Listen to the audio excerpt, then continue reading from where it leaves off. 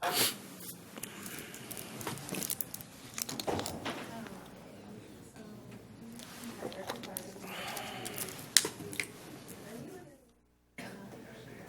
of a lower priority now, isn't it? Put it off, honestly. I reviewed it, I didn't find anything wrong with it, so. No, I should say. No, lower down. I read it. Finished yesterday. I sleep on the phone. Aye.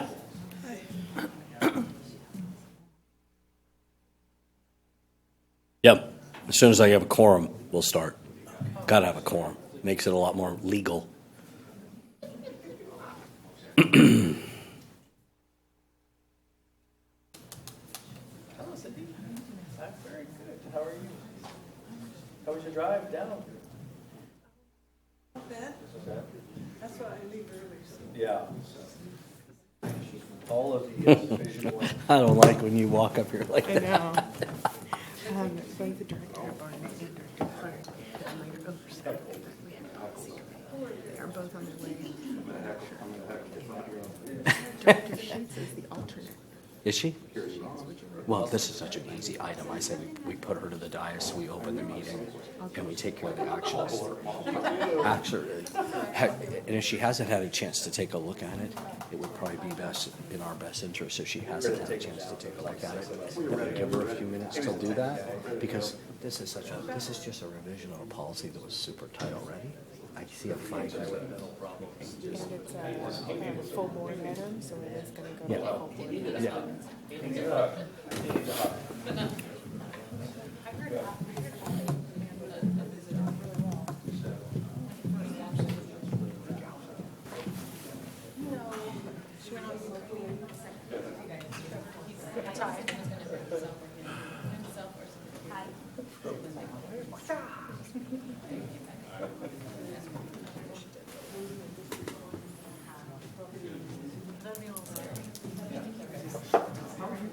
Yeah, what's going on? You okay? You're walking kind of gingerly. Did you get thrown from a horse? Make sure I don't come here and rest up before we do it. That's funny.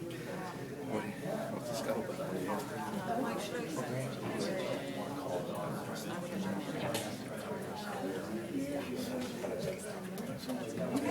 I don't think that happened for a long time.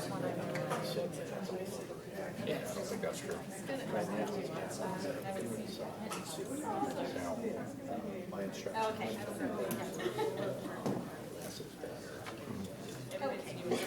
No worries.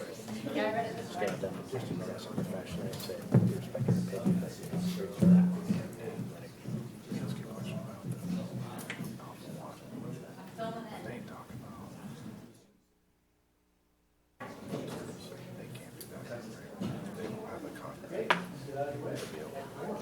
Good. All right, ladies and gentlemen, good evening. We're actually going to call to order the Policy Committee of Sacramento Metropolitan Fire District. Obviously, we'd like the board clerk to make mention that and make notice that Director Sheets is our alternate on the Policy Committee. She'll be sitting in this evening as our other two directors are not able to make it at this given time. So with that in mind, we call this meeting to order and also offer a public opportunity to discuss matters of public interest within the committee's jurisdiction or scope, including items on or not on the agenda. Madam Clerk, do we have any of those items or speaker sheets tonight for this riveting policy decision? There are no speakers for the policy committee. Okay, thank you very much. With that, would entertain a motion for approval of the consent agenda. I make a motion to approve the consent. I'm going to have to second that. Please call the roll. Director Sheets Aye. and Director Gould. Aye. Motion passes. Thank you very much. First action item this evening on this committee is the workplace harassment revision. HR Manager, Ms. Haddock. Good evening, directors, Chief Harms. I'm Melissa Maddox, the HR manager here at Metro Fire. Tonight, I bring you a revision to Board Policy 01005032, Workplace Harassment. This policy was originally approved by the Board of Directors on July 13th of 2017. As part of our regular review process, Human Resources determined that there were some legal updates that needed to be added. The main updates include changes to the protected class categories as determined by state and federal law.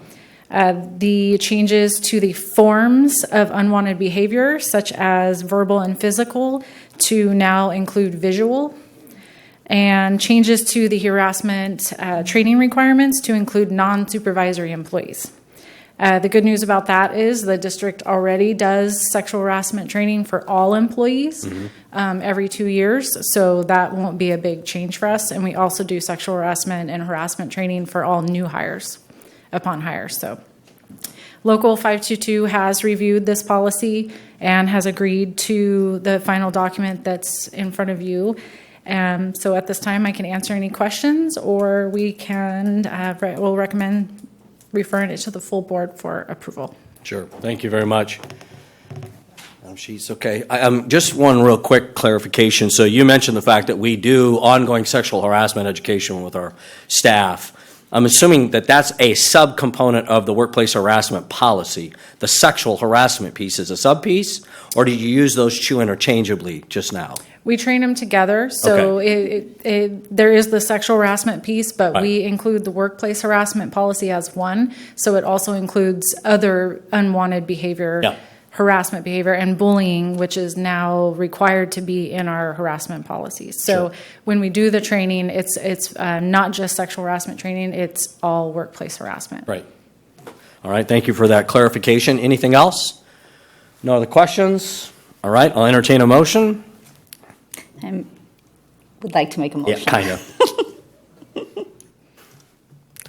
So you just have to make the motion that we're going to move it forward. I'll second it, and then we'll take a vote. I'll make a motion to move it forward.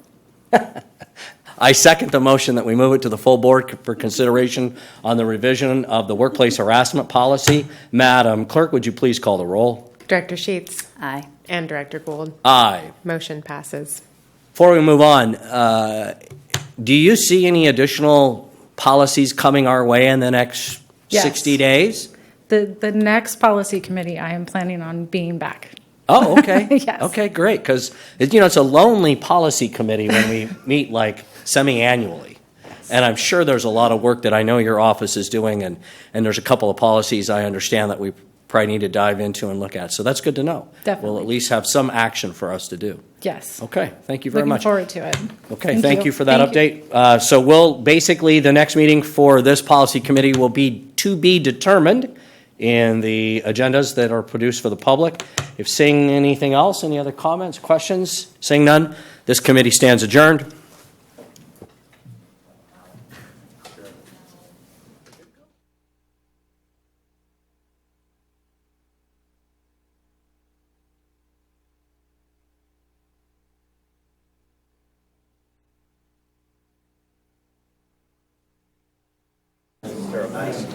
No plans. There's confirmed.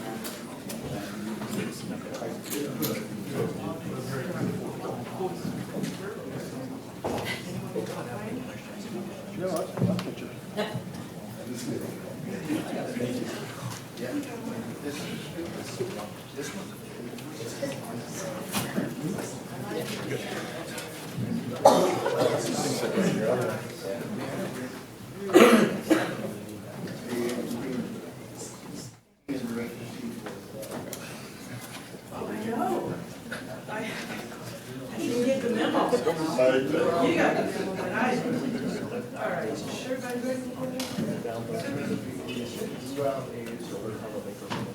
we're gonna have to eat during white night later. I'm not sure how we're gonna do that. Here we go. Ladies and gentlemen, good evening. Welcome to the district session for the Board of Directors regular meeting, Sacramento Metropolitan Fire District. We are hereby called to order. Will you please rise and join me in the Pledge of Allegiance? I pledge allegiance to the flag of the United States of America and to the republic for which it stands, one nation, under God, indivisible, with liberty and justice for all. Right.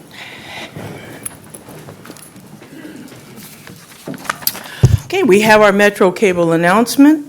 The open session meeting is videotaped for Cablecast on Metro Cable 14 with a replay on Sunday, June 16th at 4 p.m. and on Monday, June 17th at 6 p.m. on Channel 14. Our webcast is at www.sacmetrocable.tv.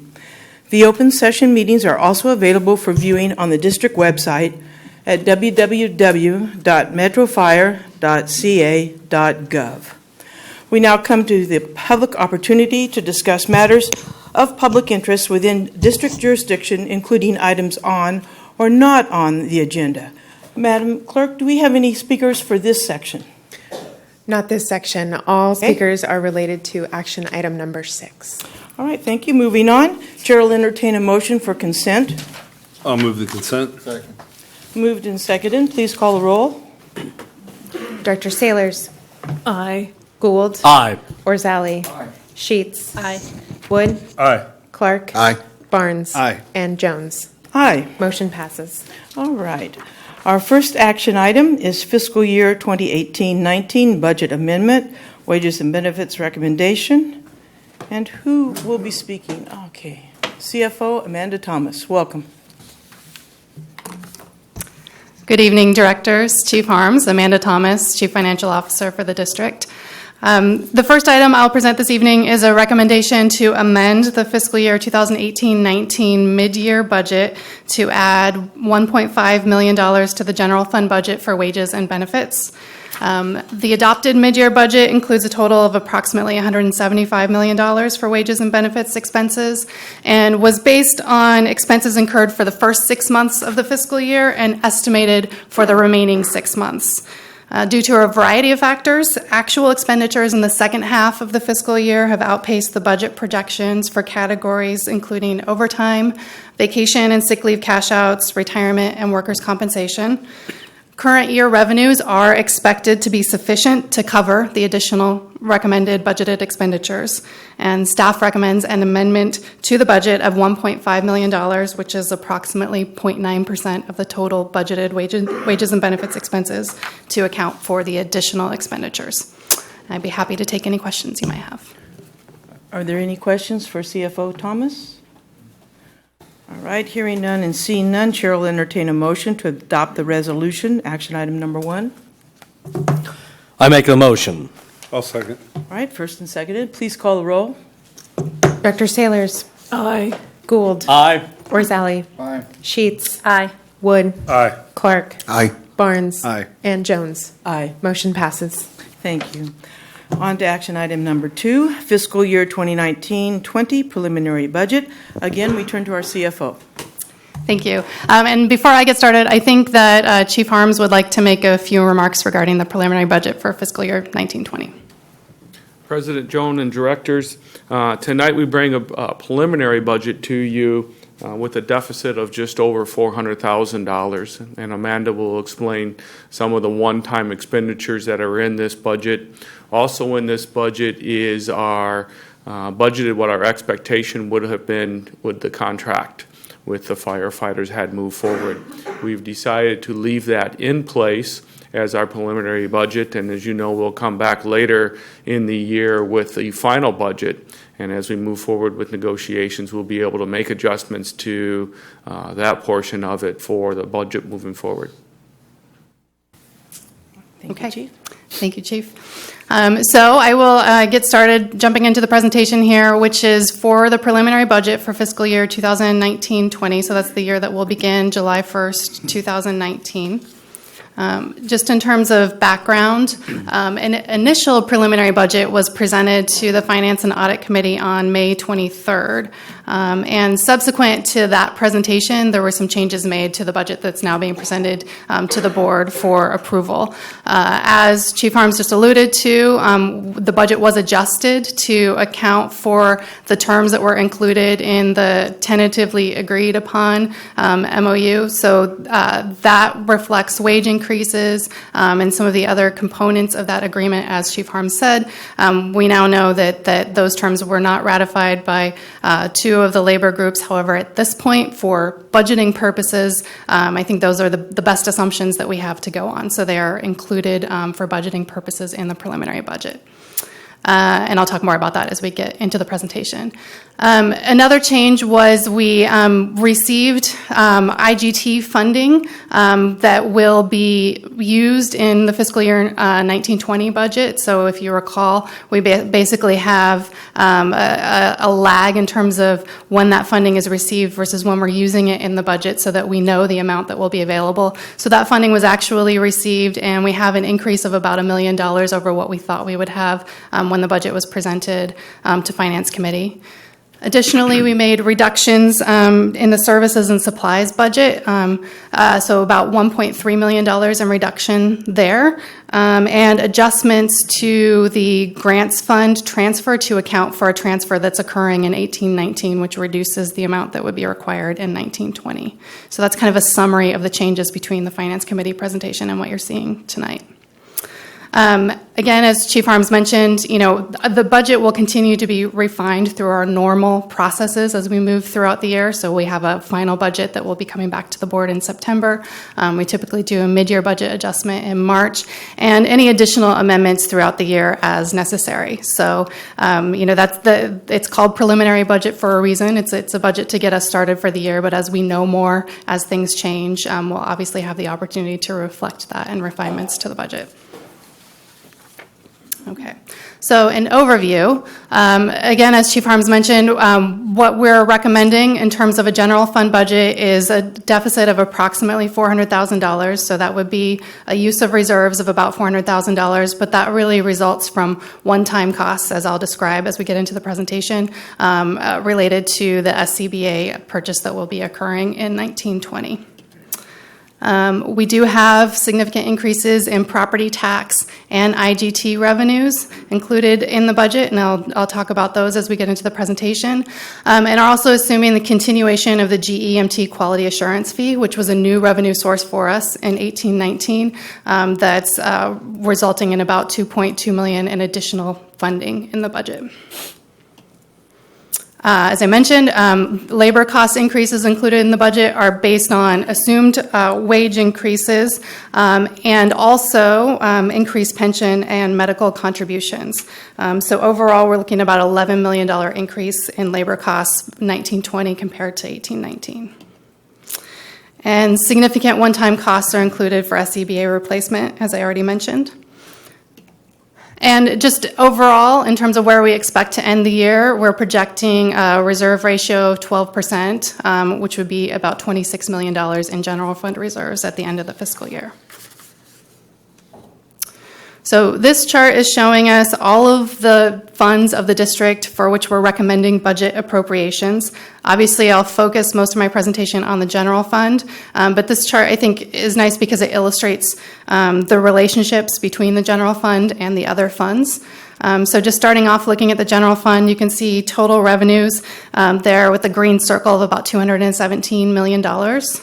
Total expenses is just under $220 million. And then we have transfers that are coming in and out from the other funds, and this is what I'm talking about in terms of relationships. So what's circled in blue are the transfers that are going out of the general fund to other funds. So the largest of those is to the Capital Facilities Fund. It's about $6.8 million. And then we have a little less than $100,000 that's going to the Grants Fund, which is the remaining portion needed for the local match on the SCBA grant. So those are the transfers out. Then we have the transfers that are coming in, or the transfer that's coming into the general fund from the IGT fund. So that's $9.2 million, which is coming in from the IGT fund to the general fund. That's reflecting the net funding that was actually received in 18-19 and will be used in 19-20. And that's a significant increase from what we've seen in prior years. I'll talk a little bit about that later. So the net of those transfers in and out is an additional $2 million coming in. So comparing that to the revenues and expenses in the general fund, that's how we're ending up with the deficit of about $400,000, which would be a use of reserves of about $400,000. The only other thing I wanted to mention on this slide, because there really isn't a general fund impact, but it is significant, and I won't be talking about it later in the presentation, is that the third column from the right, the Development Impact Fees Fund, we do have $3.8 million budgeted in that fund in 1920, and that's reflecting the construction of Station 68, so the use of those development impact fees for that fire station. Okay, so moving to look at the general fund and year-to-year changes in the general fund.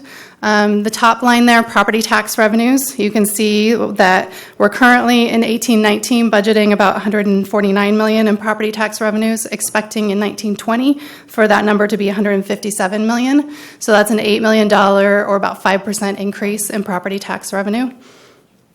Total revenues are going from $208 million to $217 million, so about $9 million. You can see most of that is accounted for by the increase in property tax revenues.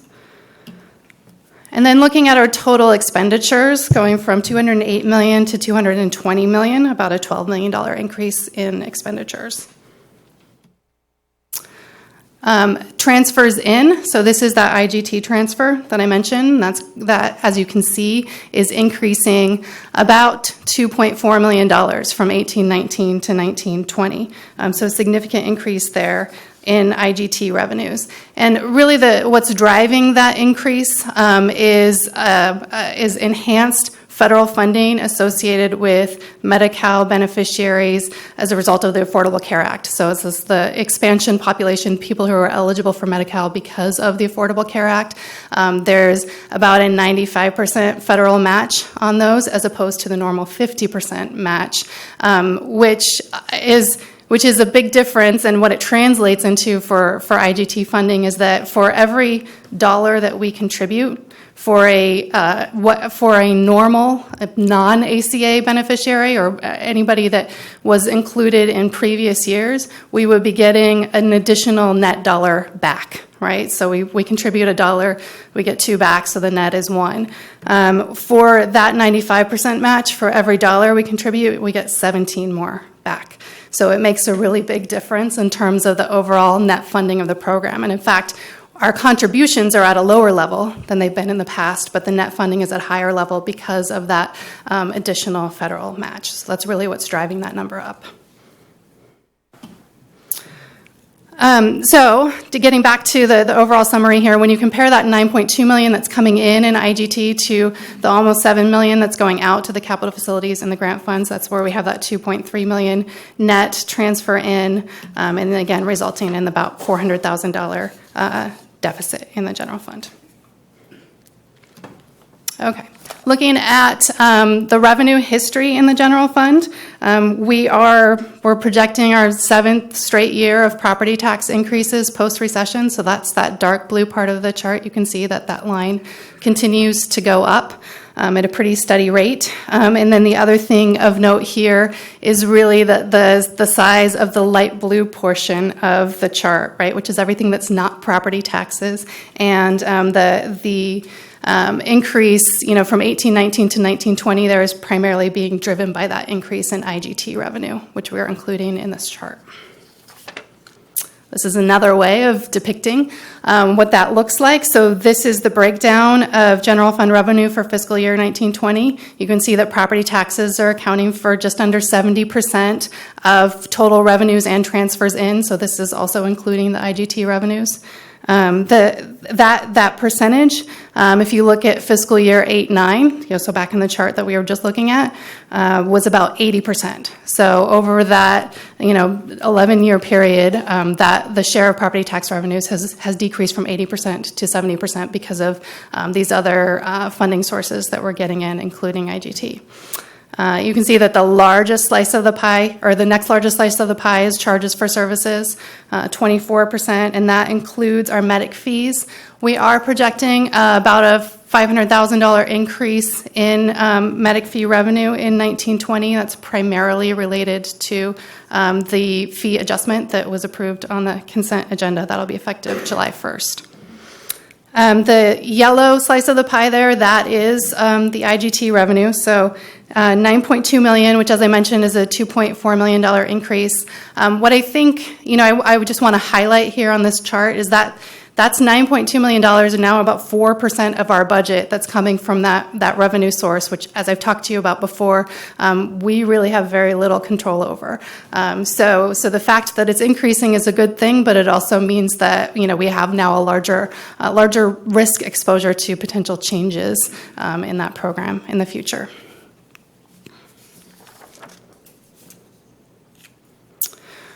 So turning to look at expenditures, and this is just the distribution of expenditures in the general fund. So labor costs, about $186 million, a little under 82% of expenditures and transfers out. So this is including the money that's going out to the Capital Facilities Fund and the Grants Fund.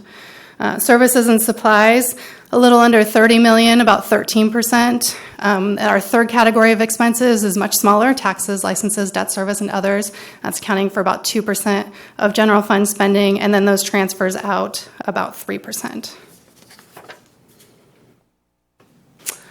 So I mentioned the labor budget is $186 million, which is an $11 million increase compared to the 2018-19 mid-year budget. Just to clarify, I know it may be confusing. The item that I presented before this, I have not reflected that adjustment in these comparisons. So this is a comparison to the mid-year budget as it was before that amendment was approved. Changes from the 18-19 mid-year budget include increases in required pension contributions. So that item alone is about $4.3 million of that $11 million increase is just because our pension contribution requirements have increased.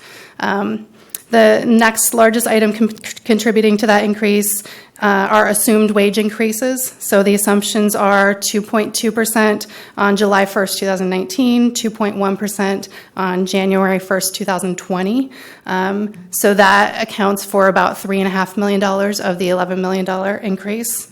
Increases in OPEB contributions, assumed increases in medical premiums are also accounting for change from 18-19 to 19-20.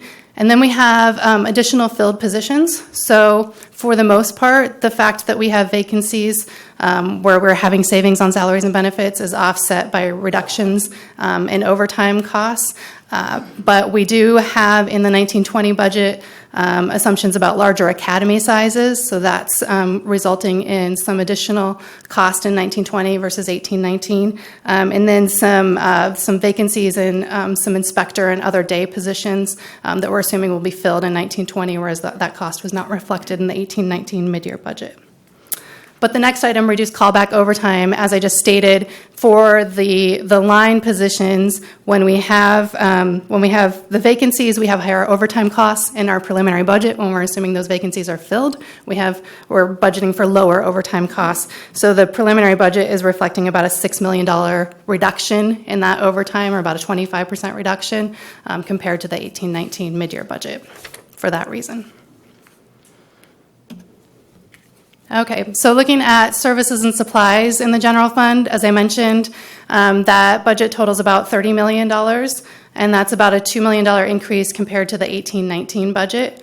The items that contributing most to that increase are listed here, and interestingly, I think each of these is also on the agenda tonight for your consideration. So the first increase is $1 million for additional contract ambulance units. So currently today there are 4. The plan effective next fiscal year would be to increase that to 6 units. So accounting for those additional unit hours is resulting in about $1 million of additional cost in the budget. We also have a $600,000 increase for liability and property insurance premiums, which I know will be discussed on the agenda later, and about $900,000 for SCBA supplies. So those would just be the non-capital and non-grant funded items associated with the SCBA replacement that we're budgeting for in services and supplies is about $900,000. And because the SCBA purchase actually impacts multiple funds in different ways, and it can get confusing as I move through the presentation, I thought it might be helpful to kind of give you an overview of where those costs fall in the budget. So looking first at the first column, the general fund, that's what I just mentioned, this about $900,000 for services and supplies. So that's any item with a unit price of less than $5,000 is considered, in this case, a supply and not a capital item and is budgeted for this way. So that's the pure general fund impact. We also have the actual SCBA packs themselves, which are more than $5,000 each and get budgeted as capital outlay in the capital facilities fund. So there's about $800,000 there, and those we're assuming would be financed. So we have debt service associated with that, and that's what's showing up in the expenses there in the middle column. And then, of course, we have the portion that is covered by the grant that we're getting grant funding for, and that's included in the grants fund. That includes both services and supplies and capital, and that's about $2.2 million. So all of that together is about $4 million of cost. And then the revenue is shown down below. As I mentioned, in the capital facilities fund, we have financing proceeds. So we're assuming that we would finance that capital cost with lease financing. That's offsetting most of the costs there. And then in the grants fund, we of course have grant revenue coming in, about $1.8 million. And then we have existing fund balance. So that's money that was transferred from the general fund to the grants fund this year in 18-19, which will be available in 19-20 to help fund that purchase. So their total sources of about $2.9 million. And you can see the net 19-20 general fund budget impact, which includes the services and supplies expense in the general fund, plus required transfers from the general fund to the capital facilities in the grants fund, is a little over $1 million. And that's kind of how it all shakes out across the budget. Thank you for bearing with me. I thought it's also a nice example of how the funds are all related to each other and how we use them and what we use them for. Okay, last category of expenses in the general fund, debt service assessments, contributions. That budget totals $5 million. About $2 million of that is the assessment that gets paid to the county for property tax administration. Another $1.4 million is the assessment that's paid to the state for the GEMT quality assurance fee. And then we have $600,000 of debt service payments in the general fund. That actually wraps up the general fund. So moving on to the capital facilities fund. After the financing proceeds and the use of fund balance, the net funding requirement in that fund is $7 million coming from the general fund, and that's primarily to fund debt service payments. About $500,000 of that $7 million is related to capital purchases that would be made in 19-20. So that total capital outlay, which includes the SCBA capital items that I just talked about, is $7 million. $1.4 million of that is rebudgeted from 18-19. So that means items that we intended to purchase this year, but didn't either get fully purchased or received and paid for. So those will be reflected in the 19-20 budget. And some of the major capital purchases you can see listed here. So 3 Type 1 engines, 2 water tenders, SCBA equipment, and 3 ambulances. Okay, moving on to look at the grants fund. So the grants fund for 19-20 does reflect that assistance to firefighters grant for SCBAs. As you know, it's a regional grant, so it's reflecting expenditures, not just for us, but also for partner agencies. So when we see that $4 million in intergovernmental revenue, that is grant revenue and other agency local match revenue that's coming into us. So about $3.5 million of that is grant revenue. And then we have that $89,000 that's coming in from the general fund in 1920, and then about $375,000 that's already in the grants fund as a result of a transfer that's happening in 1819. So those three things combined are funding the about $4.5 million of cost. And then the services and supplies and capital outlay costs are ours. What you see listed in that taxes, licenses, debt service, and others line, that's the cost of the SCBA items for the other agencies. And finally, the last fund I'll talk about is the leased properties fund. So in that fund, we do have an increase in rental income of about $700,000, and that's the result of now having a tenant on the first floor of this building. So we're seeing an improvement, a resumption in rental income in the leased properties fund. We also have a reduction in expenditures year to year, and that again is related to the first floor of this building where there were some significant one-time costs in 1819 that we don't have in 1920, so a reduction there. Overall, about $380,000 more revenue than expenditures in the leased properties fund for 1920. So just to wrap all of this up, as I mentioned at the beginning, we're projecting general fund reserves as of June 30, 2020 at $26 million, which is 12% of net budgeted expenditures. Looking beyond fiscal year 1920, we'll need to continue to focus on ensuring alignment in our future cost and revenue growth, and that's something that you hear me talk about pretty consistently. But that is how we ensure financial sustainability, is really making sure that those two things are aligned. And that's particularly true regarding the challenges that we have identified in the 5-year forecast. So pension costs, we've talked about. We're going to continue to see probably a greater than $4 million increase in that item every year during that period of time. This year, no exception to that. Capital replacement and maintenance needs. We talked a lot about SCBA's in 1920, and that's been something we've been talking about for a few years. So it's nice that that will be getting done and that will be behind us. But we have obviously vehicle replacement needs and facility needs, as you've heard through the results of the facility condition assessment. And then finally, reliance on intergovernmental transfer funding. So this increased funding is sort of a double-edged sword. It's great to have more money, but it means that there's more risk now associated with any change or interruption in that funding source. So I think it's something that we really need to keep our eye on and be aware of in terms of how we're planning for the use of that money in the future. And that concludes my presentation. The recommendation is to adopt the preliminary budget for the fiscal year ending June 30, 2020, but I would be happy to take any questions you might have. Thank you, CFO Thomas. Appreciate it. Questions or comments from my fellow board members? Madam Chair. Sir? Thank you.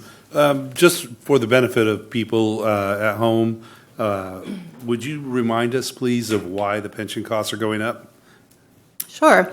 So the largest factor contributing to the cost going up, the largest component is our payment on the unfunded liability.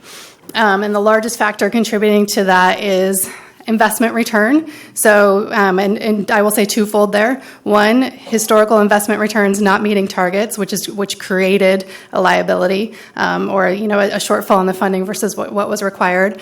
And two, a reduction in the assumed rate of return going forward, which CalPERS has implemented in a phased-in basis over the last couple of years, and we won't see the full impact of until I believe 3 years from now. So it's a combination of those two factors, and that's commonly known as the reduction in the discount rate. So reducing that rate of return is requiring contributions to be increased. Thank you. And that's got nothing to do with what we're doing. It's a CalPERS issue, right? Correct. Thank you. We have no control over that. That's totally correct. Other board member questions or comments at this time? All right. CFO Thomas, I'd like to say thank you, and I appreciate that we are holding at least 12% and continuing to our goal of a 15% reserve. So that's it's a positive item in the budget. Appreciate that information. All right, Chair will entertain a motion for staff recommendation. Madam Chair, point of clarification. Sir. Do you want a motion Oh, on each of these, no. as we've done in the past, so a motion on A through F? Or would you like it called out? It wouldn't be a preference of mine. Like, you have corrected me, and I appreciate the information. Okay. Thank you very much. Well, that wasn't the intent, it was just clarification, I not to understand. correct you. I didn't have my glasses on. Okay. So with that, I'll make a motion, we adopt Resolution A 1920 prelim budget for General Operating Fund 212A. I'll second. First and seconded, please call the roll. Director Sailors, Aye. Gould, Aye. Orzali, Sheets, Aye. Wood, Aye. Clark, Aye. Barnes, Aye. and Jones. Aye. Motion passes. Thank you. Moving to 2B, Resolution 1920 for Facilities Fund 212D. I second. She just read the whole thing. Let's just second it and go on with it. What do you think, Gay? Either way is good now. Yeah, let's just do it that way. You read them, and we'll second. and- There you go. Well, that is efficiency. Thank you, Professor. All right, they're first and seconded. Call the roll. Director Sailors, Aye. Gould, Aye. Orzali, Sheets, Aye. Wood, Aye. Clark, Aye. Barnes, Aye. and Jones. Aye. Motion passes. All right, 2C Resolution 1920 prelim budget, Grants Fund 212G moved. Second. Moved and seconded, please call the roll. Director Sailors, Aye. Gould, Aye. Orzali, Sheets, Aye. Wood, Aye. Clark, Aye. Barnes, Aye. and Jones. Aye. Motion passes. Thank you. Item 2D, Resolution 1920 prelim budget, Development Impact Fees, Fund 212I. Second. First and seconded, please call the roll. Director Sailors, Aye. Gould, Aye. Orzali, Sheets, Aye. Wood, Aye. Clark, Aye. Barnes, Aye. and Jones. Aye. Motion passes. Thank you. 2E, Resolution for 1920 prelim for the Leased Property Funds, 212L. Second. First and seconded, please call the roll. Director Sailors, Aye. Gould, Aye. Orzali, Sheets, Aye. Wood, Aye. Clark, Aye. Barnes, Aye. and Jones. Aye. Motion passes. All right, and our final one, drum roll, 2F, Resolution 1920 prelim budget for IGT Fund 212M. Second. First and seconded, please call the roll. Director Sailors, Aye. Gould, Aye. Orzali, Sheets, Aye. Wood, Aye. Clark, Aye. Barnes, Aye. and Jones. Aye. Motion passes. And thank you again, Director Gould, appreciate that. I do. All righty, moving on to item number 3, disclosure of material expenditure, commercial insurance, Special District Risk Management Authority. We have a recommendation to receive presentation and approve staff recommendations. Brad Svenkunsen? That's what I thought I said. Thank you. Welcome, sir. Welcome to the podium. Thanks for having me. Yeah, Brad Svenningson, USI Insurance. I was hoping I wouldn't be up on the big board during that, but made it this year. So, okay, your commercial insurance policy, it's with SDRMA. You've been with them for 12 years now. They do a fantastic job handling your claims and doing what they can to deny the claims when it's appropriate. Unfortunately, the claims have kind of continued over the last few years. But just to go over what the policy covers briefly, the policy covers all your buildings and contents that you own, which is $131 million. Covers all your district vehicles for physical damage, and that's $56 million. They provide you $10 million of general liability insurance, including employment practices liability insurance, and also includes $10 million of auto liability insurance. Your premium last year was $640,000, and your premium this year is going to be $1.2 million. And the increase is mainly due to your losses that you've had. Your loss ratio for the last 4 years is 110%, which means SDRMA will pay out more money in claims than they've collected in premiums from Sac Metro Fire. And they still need to pay their adjusters and people that work in their office.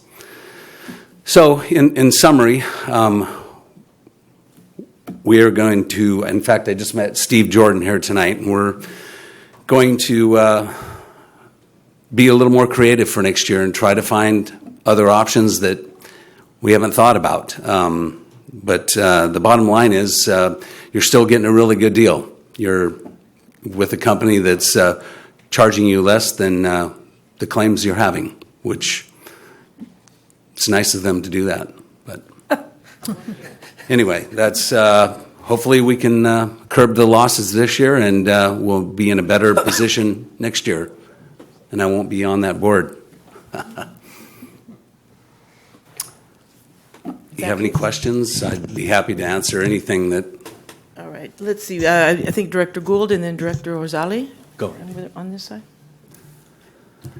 When you refer to be more creative, correct the or have fewer claims, what does that entail? Well, I mean, one of the things that we can look at is the way you handle emergencies, how you leave the station. What, you know, are we following the safety measures that you have in place? Is that, I mean, can we hold people accountable for that and have that conversation? Also, possibly look at a higher retention that you pay. That's a gamble, though. Had you done that this year, you would have lost big time. So I'm just going to try to continue to bring more options to the table. Just hoping that you guys have a good loss year this year. It gives me a little more leverage with the marketplace. A good loss year. Good evening, directors. Greg Castantini. Let me follow up on that. The fire chiefs asked us to put together a plan as far as what we're going to do internally. And that's going to be extensive. And Brad and Steve Jordan and myself are going to lay out the framework. I've kind of penciled what the framework of that plan is going to look like, and it includes four points. The first one is data collection. Steve and Brad are going to work with our insurance carriers, STMRA, our internal data that we have. Look at the data and see where we were 5 years ago when it was about half and where we've gone from now. We've had 3 major collisions in the last 2 years that have put civilians in the hospital. Those are going to be quite expensive. That's a big part of this. The second part of the framework is messaging to the community. We've got to establish a big-time public service announcement out there. We've also got to maybe remessage some of our engines to tell them to pull over, 911, 300 feet, stuff we used to see. The third part is to look at our system and our stations. In regards lighting, striping of our equipment, we have a lot of backing accidents. So there's some internal stuff we can do with our facilities. And the last one is always going to be training with our employees. We need to double our efforts with our training. We've done a lot of training, but we've also have a lot of new employees. A lot of people promoted to different ranks. So we've got the framework established. We just need to put together our team and our plan to further that as we go along. Any questions on my part? You'll hear more of this as we progress. Yes, Director Gould? Thanks, Chief. Thanks for stepping up and saying those kind of things, because I think it's important for the public to understand that an all-risk agency like us doing more and more runs every year is some of that collateral damage that occurs as we continue to see our call volume escalate. And as it escalates, so does our risk. And then I think you can get a driver's license in this state if you're just breathing. There is no quality involved in that. And that puts our men and women at risk. I think very passionately that most of this has nothing to do with the men and women of our agency and their problems. It's mostly the citizens who crash into a Code 3 fire truck that's stopped in the middle. Or better yet, we have a citizen who decides, he and his girlfriend, to take a joyride with $1 million fire truck. Those are the consequences that we have very little control over. And the reality is that people ask, why does your service cost so much? There you go. It's because we live in a community that has a lot of people who don't understand that when we're running code and we're highly trained, that it means you need to follow the rules. and be more attentive than you are instead of texting or whatever else is going on. So I understand we got a lot of training that we do for our men and women, and I think that's really awesome, and it's very high quality. But the reality is we run more calls every year than we ever have, and that puts our men and women at risk, and then it's just naturally, statistically, that you're going to see more risk and more cost. But this is where all of a sudden people start wondering, why does your agency cost so much and it's such an expensive thing? Well, you try doing 100,000 plus experiences every year and have the kind of experiences that we do. And then I'll tell you the other thing that really frustrates, I think, a lot of our colleagues that we don't really get to talk a lot about. That's the frivolous stuff that most of you never see because it's not really allowed to be seen. But when you hear the details, it's ridiculous some of the ways that people decide, hey, that's a big red fire truck. I bet you they got lots of money. And then we see things come through here that we have to defend that are absolutely ridiculous, that this even gets past any kind of court or a jury or a judge, and we end up paying the cost for it. So I don't think it's the men and women. And I know you weren't suggesting it is, but I'm here to defend them because I don't think it's them. I think it's the citizens at large that simply don't do their part in reducing the risk by just doing the thing they're supposed to do, and that's get out of the way. We're trying to go save somebody or stop something from burning down or whatever the crisis is. And you pull into the left and then stopping and putting on your headphones? That's just ridiculous. Let's put the blame where it really belongs, some of those folks. Thanks. I'm better now.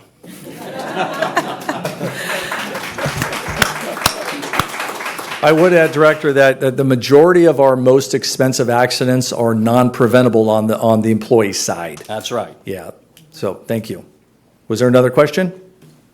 Anything else from another director? Yeah, that was a statement. All of a sudden, the oxygen's a little venting, less. actually. There was going to be, and then something happened, so I'm fine. The one thing I would add is the previous speaker mentioned that in our response to emergencies, that's what we do. Everything we do is a response to an emergency. So, thank you. Good. Any other questions for Brad at all? Do you have anything, you have any further comments? No, Gentlemen, either one? I appreciate your comments. Yeah. Okay. I'm very No. frustrated as well, but No, that's part of an overall, overarching would be additional public safety messages. And that type of education needs to happen over and over, repeatedly, day after day, year after year. And to institute another remake, another surge of that information for public education can be a positive step. All right. Anything else? Thank you. All right. Now that I have my glasses on, I will read that we have to receive the presentation and approve staff's recommendation. Do I hear a motion? I'll make that motion, Madam Chair. First and seconded, please call the roll. Director Sailors. Aye. Gould. Aye. Orzali. Aye. Sheets. Wood. Aye. Clark. Aye. Barnes. Aye. And Jones. Aye. Motion passes. Thank you. All right. Number 4, disclosure of material expenditure, excess workers' compensation insurance, Safety National Casualty Corporation. And hello again, Ms. Brad. hello, yes, this is your excess workers' comp policy. Better news on this end, the overall rate is going down 5% compared to last year. There really has not been much problem in this area. One of the things the industry, the market, insurance companies are more and more concerned about, especially in California, is fire districts sending teams out to wildfires. They're getting more and more concerned about that. However, they're still keeping all the terms the same, and the rating or the rate went down 5%. So that's all I have on Are there any that. questions, sir? Thank you. I'll be fine this time. Yeah. Especially because the rate went down. But I think you hit something that I think this body's been kind of interested in, is how do we protect ourselves as an agency? Because I think we're on the auto dial when we have these large events. They call Metro, I think we're like at the top. And I'm always concerned that when we do that, and we're glad to do much of that, but that, again, increases our risk to our men and women significantly. And while we've set a base with you in what that exposure will be, Is there a way we buy into a federal policy program, or is the Fed covered 100%? Or what do we do to mitigate that additional risk? Because at the end of the day, that could devastate a budget that we just heard about when we start talking about the kind of cost that would be involved in a significant negative, what'd you say, a terrible loss day, is that could really impact us. And I'm just wondering if when the big red phone happens and we say, yeah, we'll come with 10 engines and 2 helicopters, that's great. But who's buying the insurance for those out-of-area events? And when does that policy take effect so that we don't get devastated by something we had knowing we were just invited to the dance? So can you maybe explain that, or can we get that in a later date, potentially, Madam Chair, that's explained to us? That's an excellent question. Yeah, Do you have it's any my input on understanding, you're taking on the responsibility yourself as an agency to, cover those individuals for workers' comp, and there's no, that I'm aware of, federal backing or anything. This is a $3 million retention, so you're going to send that team of 8 people out there, and for the duration that they're out there, your maximum exposure is $3 million. Not per person, but for the whole group, okay? Mm-hmm. If you drop that to $2 million, that changes to $2 million per person. They don't want that exposure at a lower retention. They're willing to take it at 3, but they won't go down to 2. So that's kind of where the marketplace is right now, and but that is the big concern. Everyone was all concerned. Well, wildfires, but also fire districts sending out teams. And they want a separate supplemental. How often do you do it? How many people go? That becomes all part of the underwriting. And so fortunately, they were good with what you were doing currently and didn't change the terms of your policy. However, you're right. There's more exposure. So, Any other Thank you, Madam comments? Chair. Yes, Thank sir. you. Any?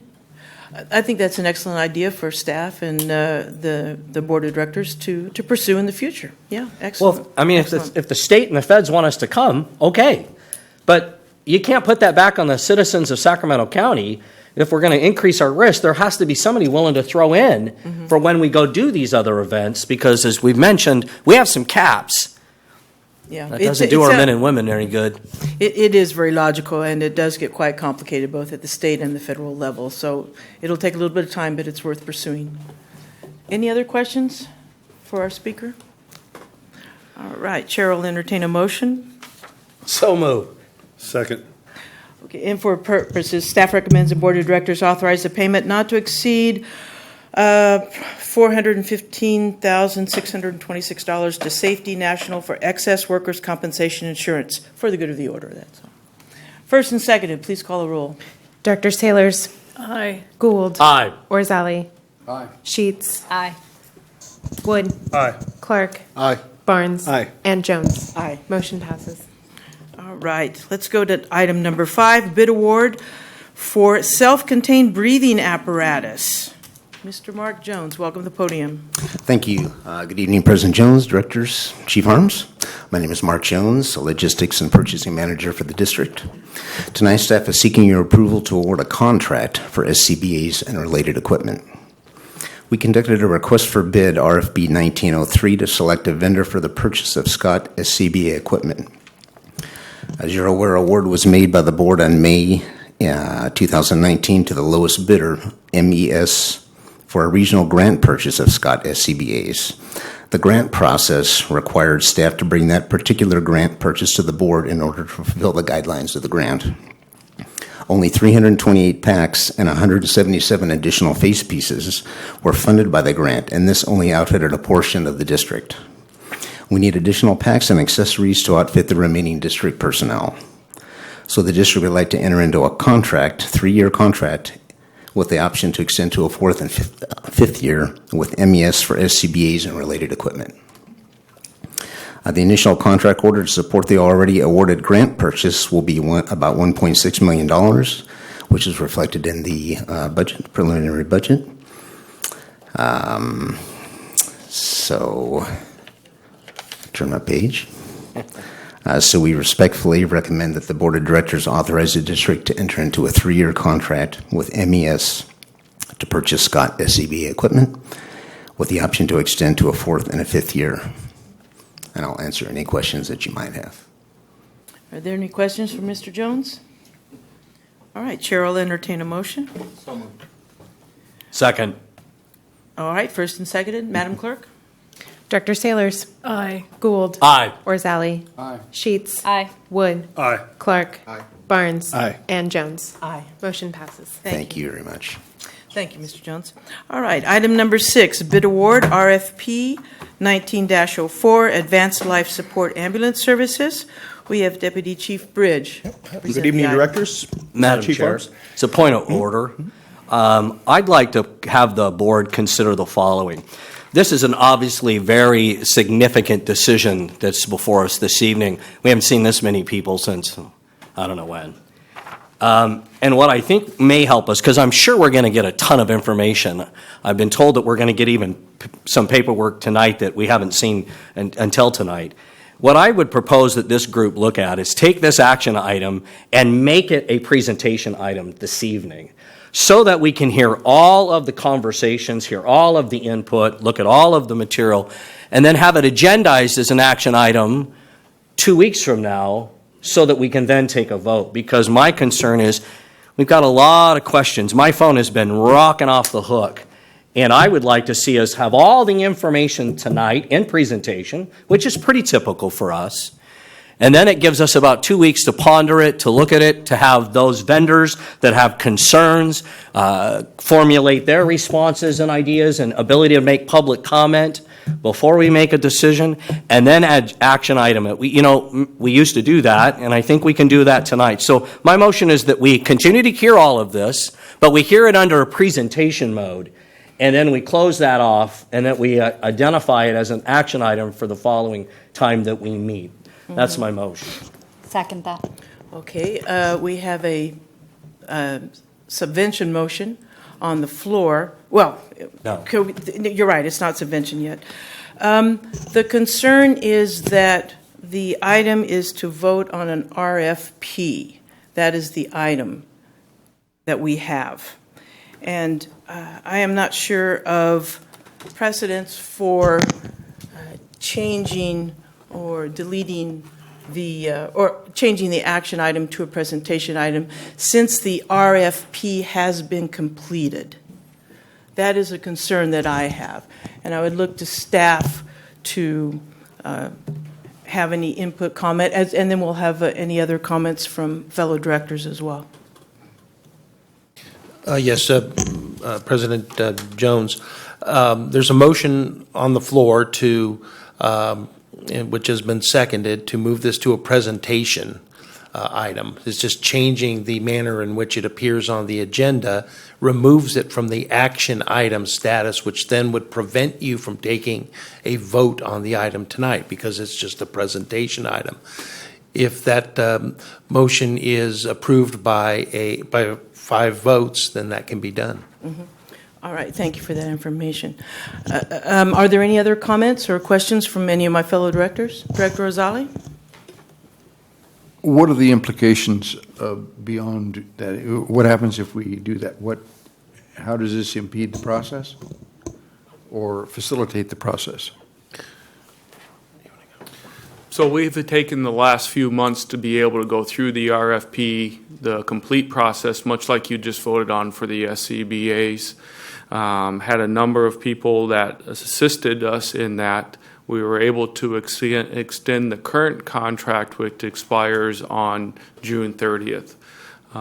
We are in a position now to bring a recommendation forward to the board, and then being able to put us on a timeline for continuity of service and being able to move forward with a vote tonight allows us to move forward with the execution of the contract and puts us in a position of July 1st executing that contract. My concern is by extending it puts us in a position of service delivery on July 1st that if we don't have a vote, then going back again, or if we don't have approval of a contract, going back again then and renegotiating a contract and having a lapse in service for those additional units. Okay. So my concern is that lapse of service issue. If we move this as Director Gould suggests, there is a potential for a lapse in service to the community. Is that correct? Correct. Okay. Is there anything that, and perhaps this is a question for John, that could be done that would allow Director Gould's motion to go forward and preclude a lapse in service? Well, if it goes, if the motion is voted on and approved, it now becomes a presentation item and no action can be taken tonight. So the effect of it would be to basically move the consideration for action on the contract to June 27th. So that's the effect if that motion is approved. Operationally, I would defer to the fire chief on how that would affect. I can confirm that the existing contract ends on June 30th, and the new contract would have to become effective as of July 1, which only gives you a few days to get in place, potentially a new ambulance service if that's what the board votes on, or to take other action if the contract isn't approved. I think right now we have a plan in place for the action of tonight and for being able to move forward for implementation of whoever as we move forward for service. I am concerned that if we delay that, is that we are now bumping up to July 1st. Okay. Okay. I also have a general question for staff and my fellow directors.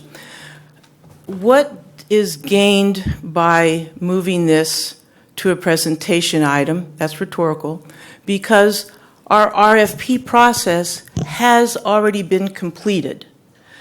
Although it's a different size, so to speak, remember not too long ago we had an issue with janitorial services and it involved an RFP.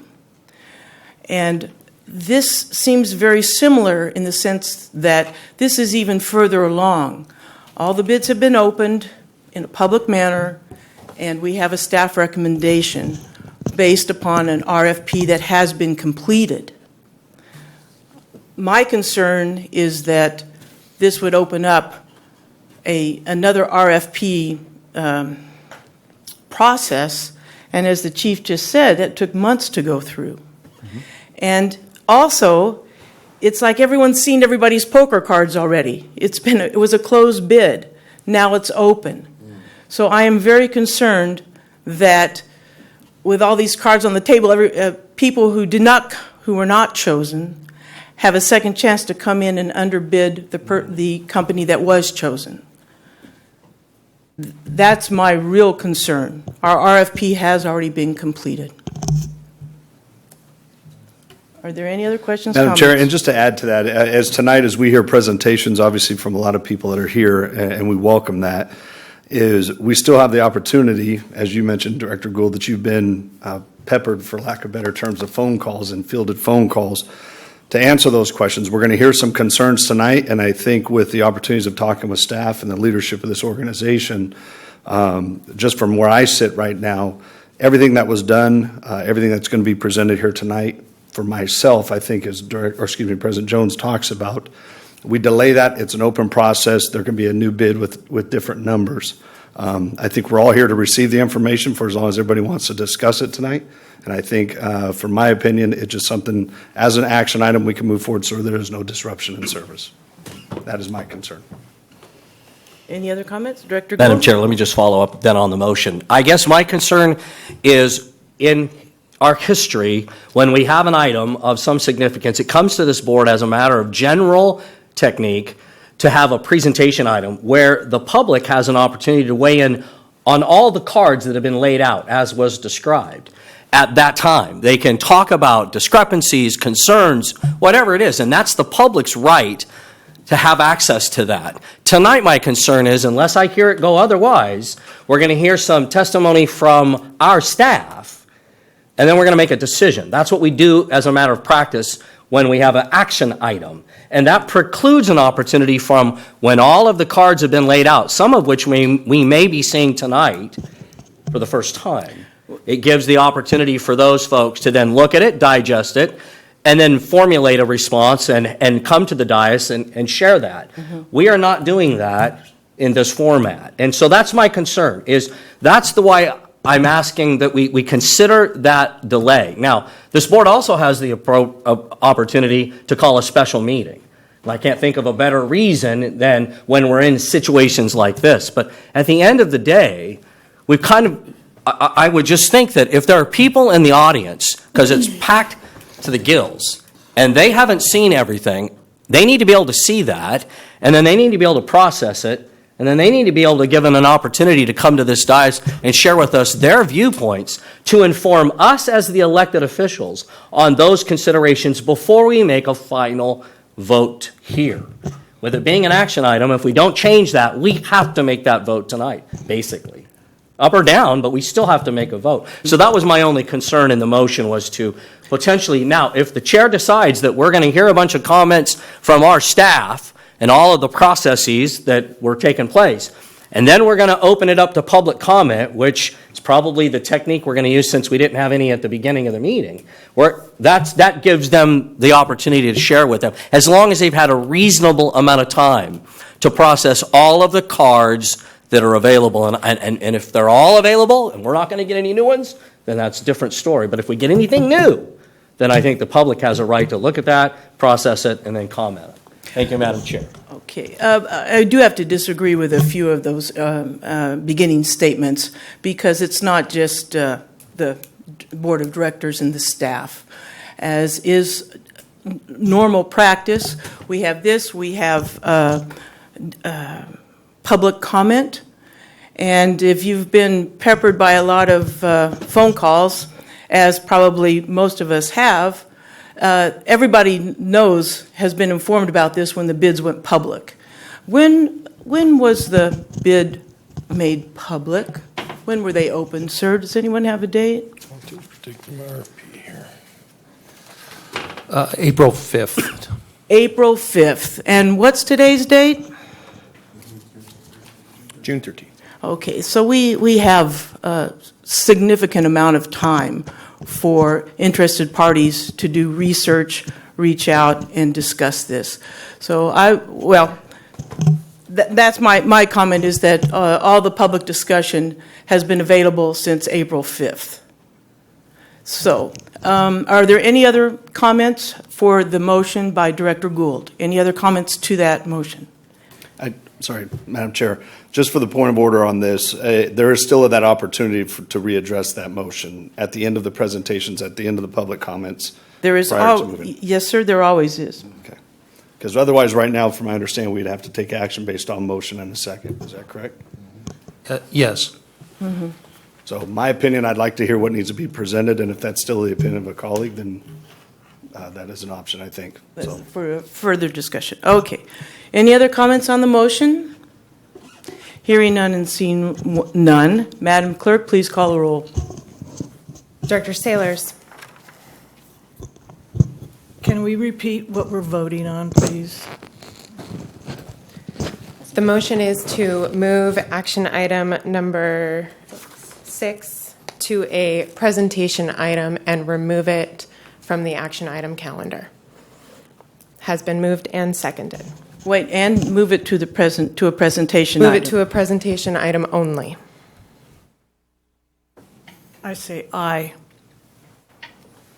Gould. Aye. Orzali. No. Sheets. Aye. Wood. No. Clark. Aye. Barnes. No. Jones. No. Doesn't. It's tied. No, in the tie, the motion fails. Correct? Motion fails. Counsel? All right, Correct, you let's need get going. 5 to carry. Yes. Okay. Failed. Let's move. All right. So now we return to Deputy Chief Bridge for presentation item number 5. Okay, good evening, directors. Chief Harms, again, Eric Bridge, Deputy Chief of Operations, and tonight we are proposing to award a 3-year agreement to Medic Ambulance for ALS ambulance service with 2 one-year extensions for years 4 and 5. The implementation date is July 1st. But before I start, I would like to thank those that were involved in this process. Of course, it was a very detailed and lengthy process. I'd like to thank Chief Shannon, Chief Barbie Law, and Captain Brian Benton from EMS Division. I'd also like to thank Mark Jones and Courtney Moore from our Purchasing Division. And also AP Triton, our consultants. And then we also had Dave Berry from the Anaheim Fire and EMS, and Mike Antonucci from San Bernardino County Fire. So they were all instrumental in assisting us with the RFP process, and I wanted to make sure that didn't go unnoticed. A little background to tonight's proposal is we've had an agreement in place with AMR for over 20 plus years. And this has been done through multiple agreement extensions. But to ensure transparency and sound contracting practices, staff felt it prudent to post an RFP for ALS ambulance services. So we sought a single contractor to staff 612 ALS units 7 days a week for 365 days. This comes out to a total of 26,280 unit hours in 1 year, a minimum. So each unit will be staffed with one paramedic and one EMT or two paramedics. So on March 4th, we posted an RFP 19-04, Advanced Life Support Ambulance Services. Staff did an outreach notifying 44 different ambulance providers, the California Ambulance Association, and the American Ambulance Association of the posting. So we received 4 proposals. From Alpha One, American Medical Response, as we know as AMR, Falk, and Medic Ambulance. Staff evaluated the vendors' proposals and qualifications, and all 4 were allowed to proceed to the written evaluation. The written proposals were evaluated on the basis of the respondents' expertise, prior experience on similar projects, demonstrated competence, ability to provide the requested services, adequate staffing, references, cost, and responsiveness to the RFP, and understanding of services to meet the needs and concerns of our district. It was determined that all proposers should be invited to the oral interviews to further distinguish the best provider for the district. Interviews were conducted on April 29th and April 30th by a panel comprised of 4 persons with extensive fire service and EMS experience, 2 of whom are our employees here at Metro, and 2 of who I mentioned earlier from outside fire agencies. After the written and oral interviews, the proposals were numerically ranked. The numeric scoring placed AMR and Medic Ambulance in the first and second positions, with Medic being a close second to AMR. This numeric ranking, unit hour price, and total contract price was delivered to the executive staff for consideration and development of the final recommendation to all of you. After consideration of all the data, and the executive staff determined that Medic Ambulance met all the criteria of the RFP, possesses of extensive experience in the delivery of the services desired by Metro Fire, and demonstrated the ability to meet the service requirements of Metro Fire. On this basis, and on the basis of the unit hour and total contract price data, Medic Ambulance was selected to enter into contract negotiations, resulted in the proposed agreement. The proposed cost of a 3-year agreement with Medic Ambulance is just a little over $9.8 million after the negotiations. There will be 2 one-year extensions for years 4 and 5.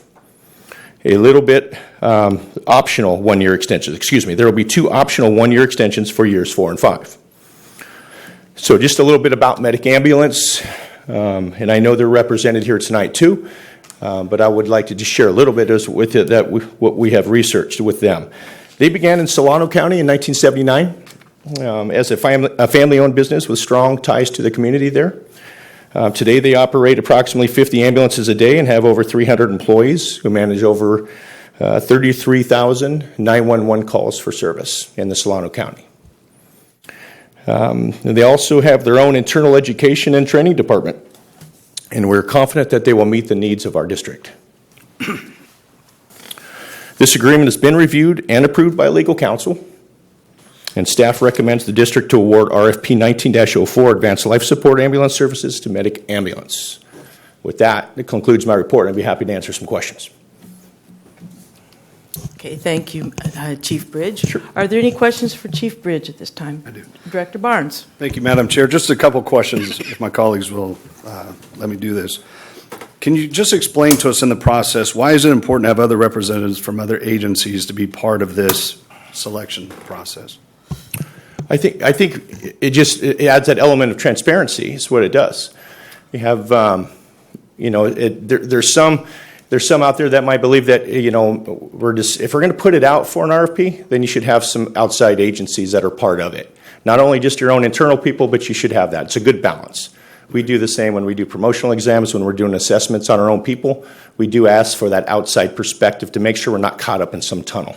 Okay, thank you. And just a follow-up question to that is, are the people, the representatives who were on this panel, do they come as representatives of their agencies, and/or are they considered kind of leaders in the industry in this field? No, they're absolutely considered leaders of in the field of this. They've done these contract prices. They are consultants also with AP Triton as well, and they've done extensive outreach and work for them as well. So this wasn't the first time that they have done this. Thank you very much. Thank you, Madam Chair.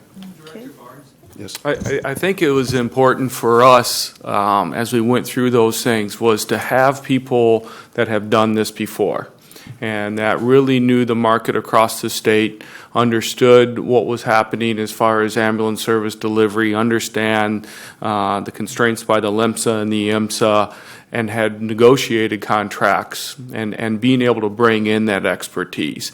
And as much as Chief Bridge operationally runs the district, by having additional folks there gave us a feeling of being able to look at the process, know that we have a good process, and that have outside eyes on it too at the same time. All right, thank you. Are there any other questions from directors? Not a question, a comment. So my concern is one of our service standards is our service delivery, our service before self. I have worked with AMR in multiple capacities over the last 19 years when I was pre-hospital, in the hospital, and I know the service that they deliver. I know the reputation that they have. I don't know Medic's reputation. I feel very strongly that we are gambling with the citizens that my family lives in the district, that we are not giving them the best service. AMR has proved it over the last 20 years that have partnered with us and has built an exceptional reputation, and I am concerned with not picking the best service when that's our number one service standard, is to deliver that to our constituents and family members. And I could assure you, if we had felt the same way, our staff had felt anything similar, we would have a different recommendation at this point. But I can assure you, it wasn't an easy decision, I can assure you that. We've had a strong relationship with AMR over the last 20 years. They were here when I started, which is a long time ago. But I can assure you that Medic Ambulance can absolutely deliver the service. We're looking for 6 units to augment our EMS delivery system. We have 24 ambulances on the street, over 37 Metro Fire engine companies on the street. Our service delivery will not change. We will still continue to provide the best service. I think it's really important when you look at fire-based EMS, and that we are a true believer in fire-based EMS, is that on every call for an emergency, not only do you get an ambulance that responds, but you also get either an engine, a truck, or a heavy rescue that responds also. And the importance of that is the experience level of our senior members who are on those companies. So as they arrive on scene, you have an engine company that'll arrive. The hiring practices have been is that there is only 60 EMTs in the system.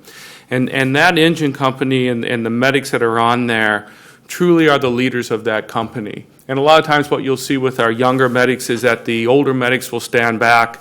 They'll let him gain experience or her gain experience on a call. But what you also see is when you show up and somebody is really sick or injured, is that older experience steps in. Much like our younger members that are on the medics that we have today, or our members that are in the SRP program that are very young, is that we tell our companies that if you look at a patient and you don't feel comfortable with turning that care over, ride in with them. Be there with them during that time. And so when I look at our deployment compared to a system maybe where only is deployed as ambulances, is that we do have what I would call a safety net. And that safety net responds on every single call, either an engine or a truck company with multiple paramedics responding to a call to be able to manage it. And then the relationship is at being able to build a relationship with your medics, whether they're in the district or that they have surge protection that is there. And we have it also where we run a lot of calls where city medics are coming in, Consumnes or Folsom medics are coming into the area. And again, the same thing is always at the end of the day, provide the best patient care for the customer that you're doing. We can work through the rest of it later, but within our system, that umbrella really is key to service delivery. Okay, thank you. Further questions for Chief Bridge? We'll go Director Sailors and then Director Gould. Chief, let me turn that on. Chief Bridge, these consultants that you talked about, do they also consult for any of the neighboring departments that we are sharing medics with, or that come into our district, or that our medics go into their district? Well, they are here this evening. I can't answer that question, but if they'd like to, I'd be happy to come answer that for you.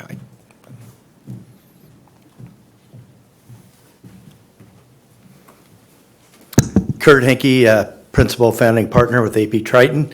The answer to that is yes.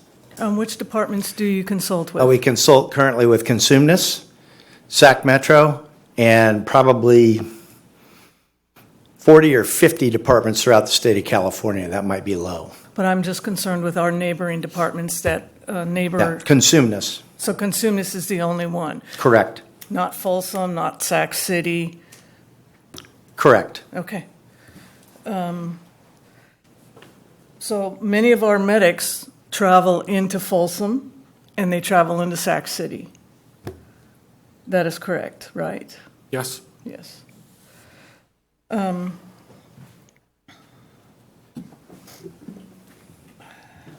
Thank you. That's all for now. Okay. Go ahead. Thank you. Director Gould? Thank you, Madam Chair. Chief, thank you very much for the information you've provided so far. I just want to make sure that after we're done asking questions, we're going to have some comments and concerns, and then it will come back to this board should we have any clarifying questions. Is that the process? Yes. That's what's going to happen? Okay, great. Correct. And Chief, if you don't know the answer to these questions, by all means, gather whoever we need to so that I can get that done. So we sent an RFP, which we're pretty good at. We do that pretty well. Was there a rubric provided for how that would be scored? Yes, there was. To the vendors? I believe that is correct. Okay. Yep. And then there was an essay, a written exam. Hold on. I'm sorry. I want to get this back. Hold on a second. I'll have the process. It was not a rubric. I want to have them come over here and speak to the exact terminology so I'm not misleading anybody as I pull out the RFP. Thank you, Scott. Good evening, Scott Clough, Principal Partner with AP Triton. No, there was not a scoring rubric that was sent to them for their initial RFP. Okay, and why? So the reason is because my experience, and with most of the RFPs that I've seen, when you set up your scoring, you tend to find that your bids come in based upon what the greatest points are and not necessarily based on the services that they provide. So when you provide the format for what they're going to be evaluated on, then they have to put their best foot forward, not the best foot forward for the best score.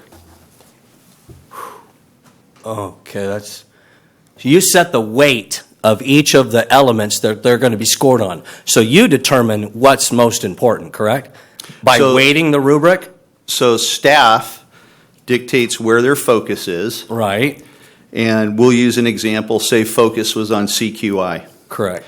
So if CQI had the largest score and the potential bidder knows that that's the single highest element, then they focus that bid to increase that score, whether it's accurate or not. Whether it's accurate or... Well, I would think that anybody that's looking at a rubric and see that you're going to put weight, the highest amount of weight on CQI, they would focus on ensuring that they answer that particular part of the contract at the best they can, their best foot forward, because you've told them, or staff has said, that's where we put the greatest amount of focus. So I'm concerned that all of the folks, including the potential awardee, never saw what each element was weighted as. So they didn't know where to put their best foot forward, so that's a concern. So let me address that, Director, if I could. Sure. So if we look at some examples of where those have been released, we'll use Alameda County, Santa Clara County, San Diego County. Right. So in those RFPs, the single highest weighted components were on price. And so the competitors that submitted those bids submitted bids based on their best and lowest price. Subsequently, Alameda County went broke and had to receive subsidy because it was not a sustainable bid.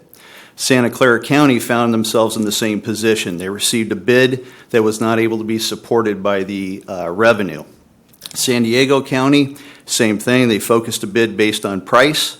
The system couldn't support the price that they had provided. So they tailored their bids to reflect the best score they could get based on the weight, although it wasn't realistic. Even though who sets the weight is really the LEMSA or the county or the agency, they are at fault, not the vendor. The vendor was just reacting to what was weighted. That's correct. It falls back on the agency to say we screwed up by not spreading the weight out. So that's the first thing that I'm concerned with is they didn't receive it in the RFP. Did they receive a rubric in the oral interview process? No, they did not. Of how things would be weighted, of how they answered certain questions certain ways, and what each of those questions would be weighted? So if there was one question that was weighted 50% of the potential grade, you would make sure that you had the experts in the room that could answer that? If there wasn't a rubric, then there's no way they would have known that, correct? That's correct. They Okay. were not provided with that. Okay. And I have never provided one in any RFP that I've done, and I've done numerous. But there have been in other areas you've said they just ended up not being appropriate because too much weight was put in one area. That's correct. Okay. That's why we don't go down that pathway. Okay. Can you tell me, so then you gathered data. I heard somebody say that data was collected and a decision was then made based on the data of the RFP. I'm assuming that RFP, the major focus was cost of delivery. So I'm not sure what you're referring to as data when you said there was data collected. Well, there was some assessment done of each provider's RFP. Oh, okay. Proposal. Correct. So in this process, they came in, they were all found qualified to progress on to the oral interviews. Qualified at the same level, so everybody had a 1 or a 0. Yes, so Okay. they all met the minimum standards. So Okay. they came into the oral interview process. In the oral interview, they were asked to do a presentation. The RFP is divided up into various sections. Each one of the proposers came in and gave their presentation based on each section and how they would address each of those elements. And each of those proposals received a score based upon those elements. And those scores were then tallied at the end of each presentation amongst the evaluators. All right, hang right there with that tally thing. What was the inter-rater reliability of that tally? I'm sorry? Inter-rater reliability of that tally. Compared to each other? Well, Compared when we to do inter-rater reliability, we look at how consistent is the evaluation, particularly in an oral interview. So if one person in the evaluation scored that candidate a 10, and everybody else scored that candidate a 1, you have very poor inter-rater reliability, and something's been introduced into the process that's biased. No. So that's why I'm just asking, No, I if you did understand. that analysis, what was the rater reliability? No, I understand. My question was, were you referring to each element or the overall? Okay. Okay, so they are on each element after each presentation. They go through each element. They discuss their scores. If there's outliers, they have to discuss as a group as to why there's an outlier and rectify that position. It doesn't mean that a rater has to change their position. It means that if 4 or 3 raters gave a score of 10 and one rater had a score of 1, then there's an element of discussion that has to take place. Doesn't mean that one evaluator has to change their score, but if there's an opportunity to explain why they read it in that particular manner or why they viewed it, they may change their position. And is there a trigger point? Is there a trigger point in common practice with RFPs that if inter-rater reliability exceeds X, that will be thrown out, that data is tainted or no good? That's common practice when we look at inter-rater reliability. So did that happen here? Yes, absolutely. Okay. All right, thank you. And so to answer your question, all of these scores were within 3 points of each other. So you're suggesting that there was strong inter-rater reliability throughout the process? Through every element of the RFP. Excellent. Thank you for that response. The next thing is I don't think, Chief, you're necessarily the one. Chief, you can come back up. What's going to happen to these employees if a decision is made tonight? What is going to happen to the employees who are vested in Sacramento and have been for years? I'm significantly concerned about those men and women. What's going to happen? No, I know they've had discussions here. I've spoken with Mr. Pearson at Medic Ambulance, and he has assured that he's opened the opportunities up for any of those people that might be looking for opportunities with their company, that option would be available to them as well.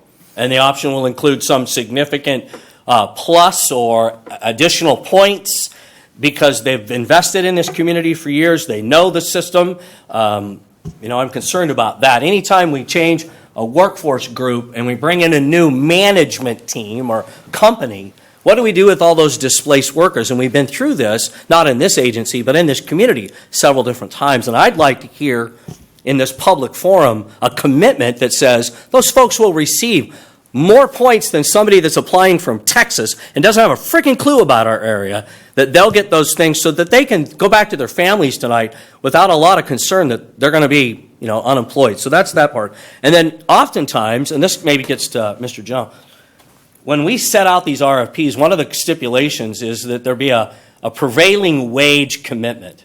And I know that probably bleeds over from construction and those kinds of things. But how does that impact this particular RFP? What happens here to those men and women who have gone and done a lot of this good work? And what are we doing, and what strength or promises do we have that not only will they get hired, but there'll be a prevailing wage that maintains itself in this area? Because you, as my colleague has said, we're taking one of the premier agencies and other agencies that do a good job of compensating their people, and are we going to get that same kind of commitment to protect them? That was a question. I see somebody walking. Can anybody tell me how that's going to work? So Director Gould, during this process, at the conclusion, when we entered into negotiations, there's two very common things in the ambulance RFP business. One is that you give preference to displaced workers from the ambulance company that was currently providing the service and lost the bid. That is standard throughout the industry. Mr. Pearson and Medic Ambulance sent a letter to, I believe, the district, and they sent it, I believe, to labor, saying that they will give preferential treatment to the existing employees from AMR, assuming they pass a background. They're not in jail, which I doubt they would. They're highly competent employees, and they would give preference to them.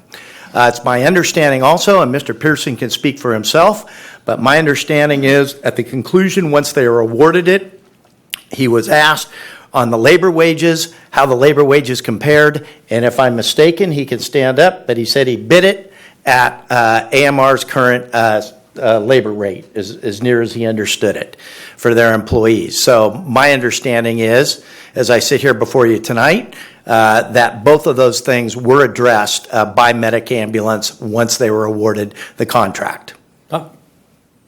Thank you. Madam Chair, thank you. Okay. So we've answered those questions about the two questions that were brought up. Thank you. Are there any other questions or comments for Chief Bridge? Director Rosali. Chief, and perhaps this is a question for Chief Harms as well, but in this process, there's a significant, as I understand it, significant savings to the district in this overall cost of operation. Is that correct? That's correct. Okay. Can we encapsulate where that savings comes from? So we pay currently, our contract that we have proposed ahead, that's being recommended for board approval, is over the 26,280 hours that's bid on a price. The price that we have negotiated with Medic has been at $121.60 an hour. So when you multiply that over the 26,280 hours, you come up with your price for that year. Mm-hmm. And I have that in that staff report. So when compared, though, but if we go back to the proposals first, so we compare apples to apples, we were talking about a unit hour price that was bid by Medic Ambulance at $134 a unit hour. The bid price from AMR came in at $168 a unit hour. That's $34 a unit hour more, times 26,280 gets you to a cost of about $1.3 million more that we would be spending on that same service. Thank you. Okay.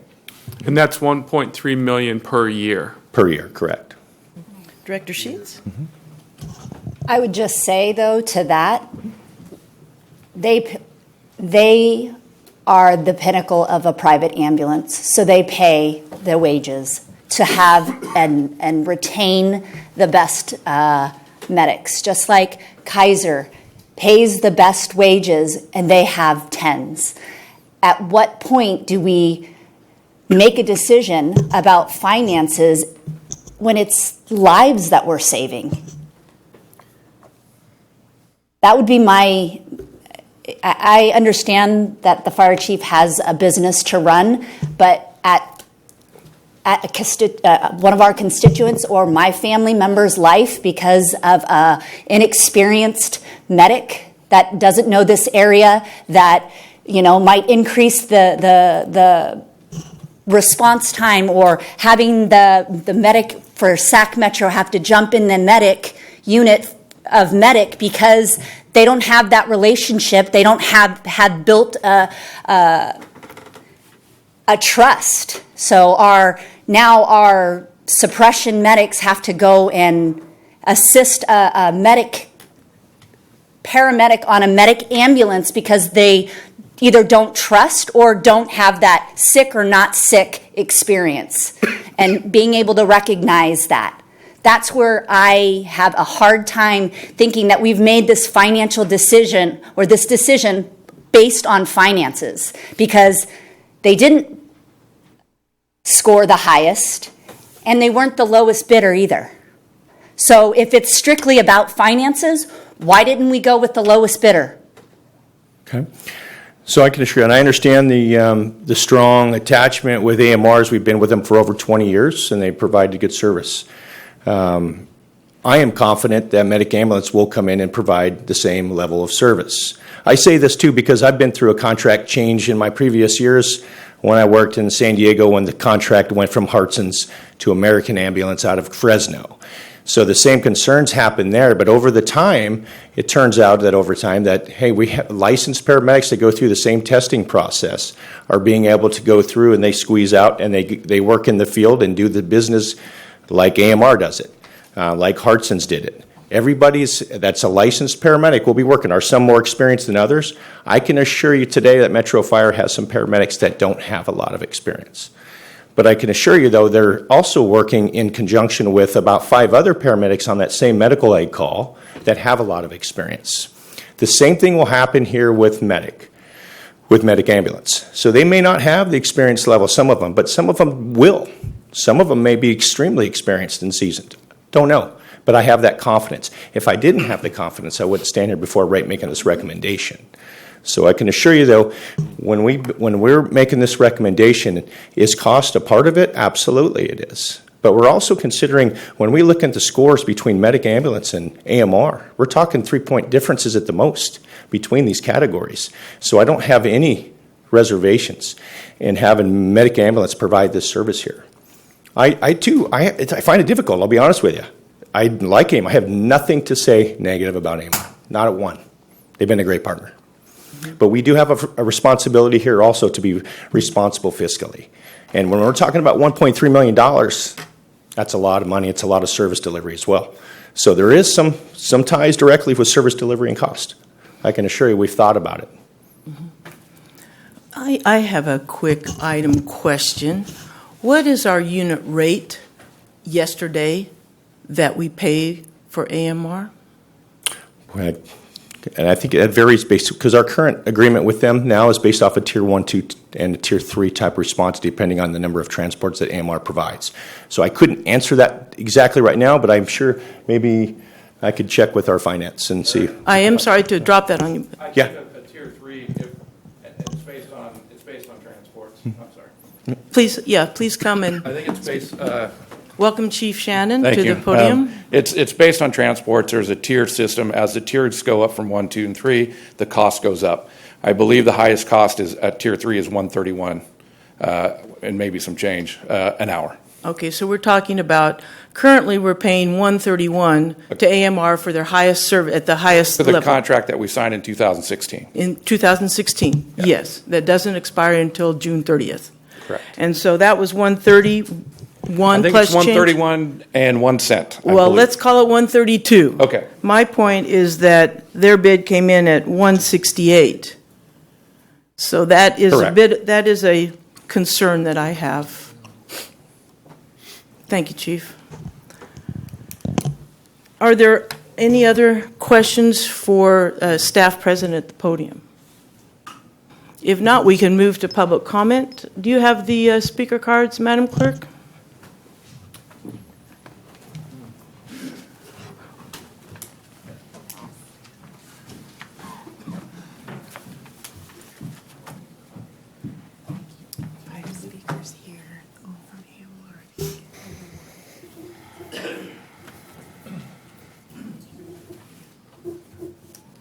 Thank you. All right.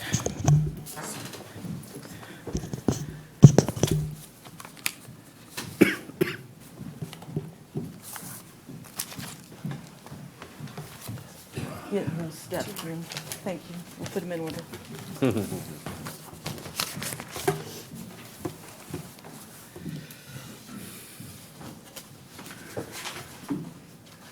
All right, thank you. We'll move to our speakers. And apologies in advance if I mispronounce any of the names. We have Anna Saricchia at the podium. And after that person, we have Norm Anderson. And third up, Roderick Huerta Moore. Just so folks have a heads up to come to the podium. Welcome.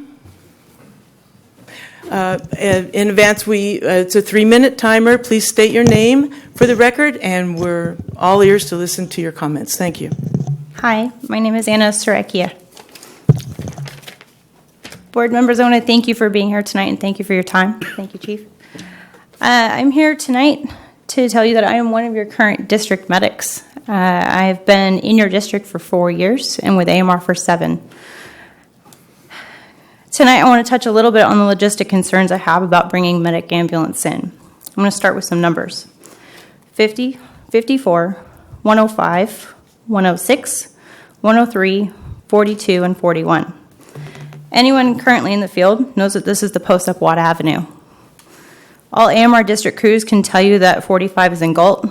The Echo 6 gate is the entrance to Terminal B at the airport. Folsom is 35. 111 is Rio Linda, and the difference between River Left and River Right. There are over 100 posts, this you'll learn, and you have to know the difference between their Alpha and Bravo channels as well. Learning the nuances of the districts comes with time, training, and a strong team to back you, all of which AMR provides. Medic Ambulance does not have the infrastructure or to even train their trainees within Sacramento County. I recently asked one of their employees if they learned the MDT yet, and they replied, "What's that?" I find it hard to believe that Medic will be able to live up to their contract, given that they stated that their employees will have 1 year of 911 experience before running in the district. An overwhelming majority of their newly hired medics were just accredited in Sacramento County on June 7th. And it is questionable to think if any of their EMTs have ever even driven Code 3. Will they know how to navigate Sacramento's traffic with a critical patient? Will they be able to respond to a call without getting lost or in an accident themselves? Your engines will be running with grossly negligent crews, putting the general public at risk. And Chief, to address your concerns, you were saying that you can just take a medic out of service on your engine and put them with the ambulance. Well, now that you're risking your fire protection because you have an engine out of service. I have a signed copy of all of the current AMR full-time district employees saying that they would never work for Medic Ambulance given their circumstances as far as their working conditions. Even if offered a position, we would never go there. It's not adequate and would not provide service that suits us. I would not wear those patches willingly. Metro's field crews have stated to their EMS that their EMS division was left out of this RFP process, leaving them unaware that a private consulting firm recommended Medic Ambulance for the bid. AP Triton endorsed Medic despite AMR's bid earning the highest grade in the ranking process. I stand behind that grade tonight, knowing that we did put in the best bid, we do provide the best medical care and transport, and that we provide the best service to the citizens of Sacramento County. Thank you. Thank you, ma'am. Appreciate it. Next up is Norm Anderson.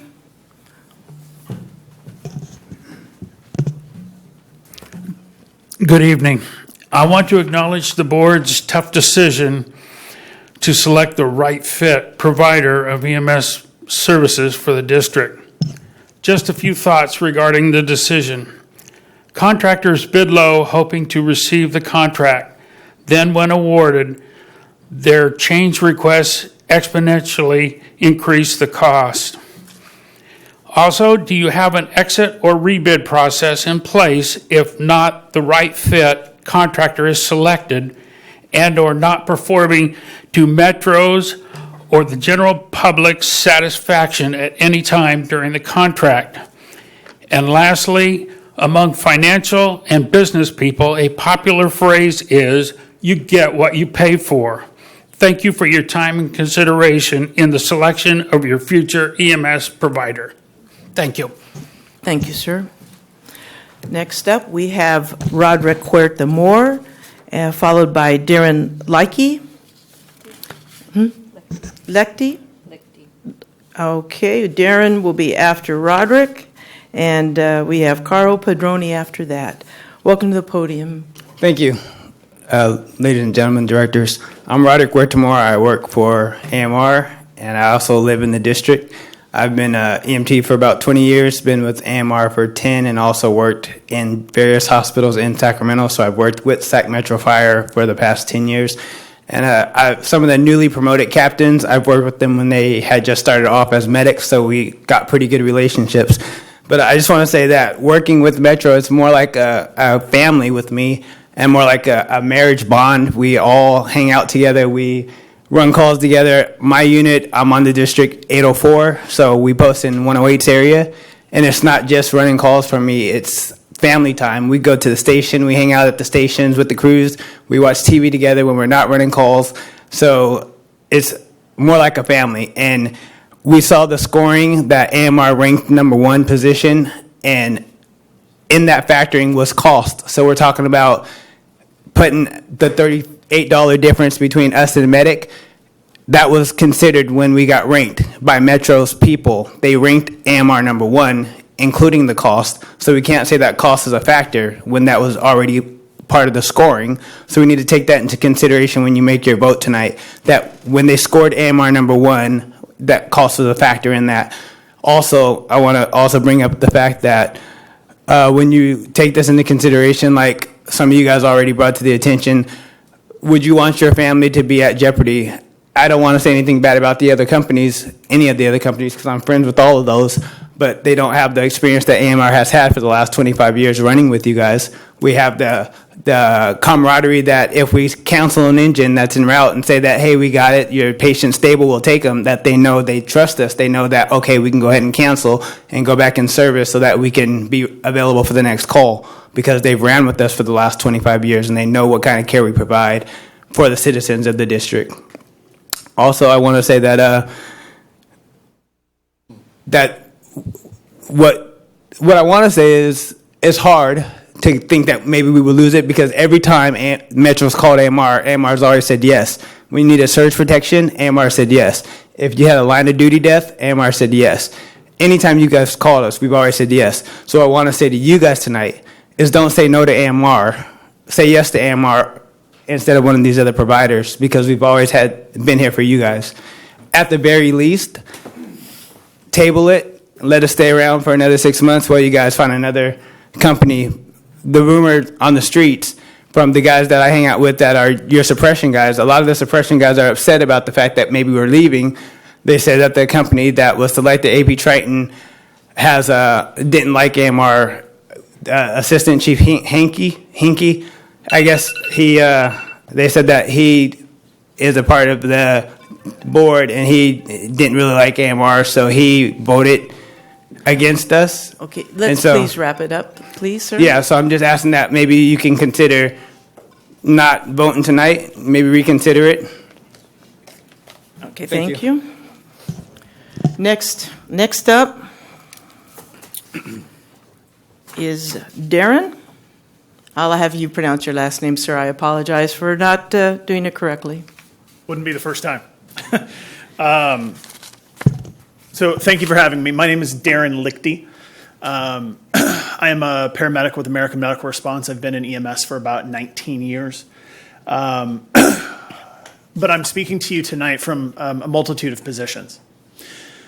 First and foremost, I'm a resident in Fair Oaks. And I'm not going anywhere, so I'm going to be here for a while. And the concern I have is bringing in a company with such a horrible industry reputation about the way that they treat their employees and the way that they respond to their calls. I, of course, am educated in this, and in that my other position that I'm representing tonight is that I am the chapter president of our local union, UEMSW 4911. And so I have some knowledge about the way that they interact with our union employees in their Solano district. And it's frankly, it's poor. It's very poor. Up to this point in the year, we've filed approximately 15 to 20 unfair labor practice charges against them. Currently with AMR, there's 1 or 2. Some of them have been dealt with, but most are outstanding. And that's very concerning because those employees who are being treated poorly by their employer are now going to be responding to my emergency. I have 2 daughters. Heaven forbid anything were to happen to them, but I wouldn't want that type of an employee running to my call. I have some concerns about the RFP process, but a lot of them have already been covered. Transparency, I work for AMR, so I know that there's been no meeting to discuss concerns about the service that we've provided. There's no grading sheet, as Mr. Gould discussed. I'm concerned that the consultant firm is run by former firefighters, and that they may have their own concerns about the fire department and their employees as a primary versus a concern for the constituents, people like me. I'm definitely concerned now that I found out the grading process and I found out that AMR was ranked number 1 with all of the concerns in place: expertise, prior experience, competence, ability to provide services, staffing, cost, and an understanding of what Metro Fire wants with their contract. All of those things being, however they were weighted, but all of those things being present, and AMR was still chosen number 1. Darren, would you please wrap up your 3 minutes? Absolutely. So just to reiterate a little bit about what Anna also covered, none of our employees are going to be working for them. You will get none of the experience that we carry. And their pay, as you mentioned earlier, is not going to be equal. And I can guarantee that because what they're offering is between $18 and $22 an hour. What our current beginning rates are EMTs at $21 an hour and medics at $27. Thank you. Absolutely. Thank you, Darren. Thank you. All right. Next up, we have Carl Padroni, and after Carl, we have James Pearson. Good evening, Directors. Carl Padroni, Regional Director for American Medical Response. If I may, before my time starts, answer a couple of your questions, Madam Chair, particularly on the current rate, our current rate that we bid versus the bid rate versus the current rate. You had a question about that. Here for information. Yeah, so just information. When we entered this program back in 2016, we entered this as a pilot, and then we did an extension as that pilot to accommodate this potential bid. So we held those costs back from 2016 while we were, frankly, learning this model. This is a relatively new model, it's a unit hour model. So over those 2-year period, we've learned what our cost structure really needs to be, thus the current bid price. So we've been running at a loss for a bit, which we knew would be we would bid accordingly going forward. So that's the delta there. And Darren just also addressed the pay rate difference. You know, I can tell you their starting pay that they posted is 13% below our starting pay as it is across the board. And if our medics were to leave that, as you heard, 4, 5, 6 years experience, it's up to a 20 to 25% reduction in pay if they were to move. But we've guaranteed them all homes with AMR to stay here. So as you've already heard from them, they're not going to go anywhere. So, and now if I may, my prepared statement. Okay, thank you. I've had the opportunity to be part of this region in this position over the last 25 years that we've been serving this district in various positions at AMR. We've always had a great collaborative partnership. AMR has made amendments to our contract whenever the district requested it. These amendments have varied from changing deployment models several times to moving from a traditional fee-for-service model, where this district carried no risk or financial burden, to the current model of charging for unit hours at this district's request, that's put forth in this RFP. I believe AMR has demonstrated that we are a strong partner with Metro Fire by leveraging the fact that we're locally managed and nationally supported. We have shared our knowledge of EMS models throughout the country with the district over the years, everything from alternative deployment models to our community paramedic, nurse navigator, telehealth programs, just to name a few. We have shared white papers on equipment evaluations. In 2014 led the way during the Ebola challenges, where we gave them access to our medical command physicians and sharing our protocols written in conjunction with the CDC. As this board has mentioned in many meetings, as a district the size of Metro Fire, you send resources to assist others more often than they're able to reciprocate. AMR is uniquely positioned to continue as a true partner with AMR and be able to reciprocate in that partnership. I believe the evaluation process and review panel also recognize this, consequently ranking AMR as the first place bidder. The final scoring pursuant to the bid specifications, well, we don't know for sure, as the rubric was not disclosed, as we've talked about, included evaluation of those scores in a variety of categories, such as operations, deployment, and finally, did include pricing and how it was weighted, obviously unclear. When all factors were evaluated again, including cost, AMR evaluated was the first place bidder. With that said, I'd like to express my concerns that the staff recommendation move forward with awarding this RFP 1904 to the second place bidder when the evaluation process outlined in the bid placed AMR as the highest bidder, yet there was no attempt to negotiate with the winning bidder. As evidenced by the tentative agreement before you this evening, staff was willing to negotiate material changes, including the bid price with the second highest bidder. I believe AMR should have been afforded that same opportunity as the highest ranked bidder. It also prohibited us from sharing some of the cost savings we had offered to the district for purchasing on our purchasing agreement. Being as large as we are, that would have been cash back to the district, could have been part of that negotiation, which we wrote in our bid, was never vet through. The path this process has taken has placed unnecessary stress on our tenured workforce that has served Metro Fire faithfully all these years. I've had the opportunity to listen to the board comment often on how hard it is to watch years of experience leave the department with retirement. If that's truly the sentiment of this board, how could you move forward with proposed staff recommendation to approve a second-ranking bidder and dismiss combined centuries of experience, literally centuries, with our employees in your district, only to be replaced with all new employees at the best minimal experience? At best, minimal experience. And I'll wrap up quickly. My Okay, no, apologies. it's fine. We're going to give professional courtesy, so. Thank you. With all the factors in consideration, combined with AMR being the ranking in first place, why would Metro Fire be willing to place this 25-year partnership at risk? While I believe the staff at Metro Fire to be some of the best in the industry, sometimes the best still make a wrong choice. I believe this recommendation is one of those choices. This evening, I humbly request that this board set aside the current staff recommendation and move forward with the highest ranked bidder, AMR. We stand ready to meet at staff's earliest convenience, and we have all the resources currently in place to implement July 1st as contemplated in the bid. I'm happy to answer any questions. No, thank you, sir. There won't be questions at this time. Thank you. Next up, we have James Pearson. Welcome, James. Members of the board, good evening. Thank you very much for your time. James Pearson, President and CEO of Medic Ambulance. I want to first say, because this isn't a new process for us. In Metro it is. This is emotional. I respect that. I respect what the employees have to say. I don't agree with it. They have every right to their thoughts. I can tell you we have 320 outstanding employees in Solano County. Today we just got a 5-year extension.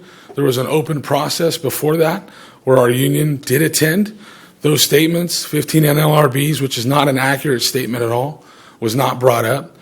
We had a 7-year labor agreement that takes us to 2021 in Solano County with the same union that represents this workforce. Like I said, I respect the opinion. I just don't agree with it. Medic Ambulance is one of 31 ambulances in the world to hold accreditations by the Commission on the Accreditation of Ambulance Services and the International Academies of Emergency Dispatch. I can assure you we are a quality company. We just celebrated our 40th year on June 1st. Yes, Solano County was where we were founded, right? But I was born and raised in Sacramento. My mom, who will talk as well, our CEO, still resides in Sacramento. Many of our employees, we bought Cordova Ambulance in 1996 and have been operating in Sacramento County. Yes, change is hard. I can respect that, and I respect the emotions. I really do. It's very tough. But I can tell you that we are a quality organization, right? Our employees are fantastic. They're great. We don't make those accreditations without them. We operate at a 99% compliance in Solano County, a thing that people said could not be done in our last contract against AMR in 2009 and in 1999, right? Said the same things. Can't do it. Medic doesn't know how to do it. They'll never be able to do it. We've done it. And we just got 5 more years to do it too. So I don't want to mudsling. It's not on our thing. It's not what we're about. This is very emotional. It's a charge. We just went through it in Solano too, and it's not fun, right? I don't envy the employees going through this. We see it around. It's going on right now in Alameda. It's not fun. So, but I can assure you that we are a quality organization that trains at the highest levels. No matter what people say, that is inaccurate statements. The staff that we've talked to through the Metro process has been fantastic, and I know, right, and if you can talk to any city council member, board of supervisor in Solano County that deals with us on a 911 contract, not once have they said that Medic Ambulance did not deliver. Not once. At the highest levels. My family lives in Sacramento County. My friends live in Sacramento County in this district, right? We put our money where our mouth is, and your constituents are our family members too. We aren't just some corporate company saying, oh, we're going to come in. And AMR, these employees live here, so it's not an AMR corporate. I'm just telling you, we know Sacramento. We're not just coming in because we want to bid, oh, we'll make it work.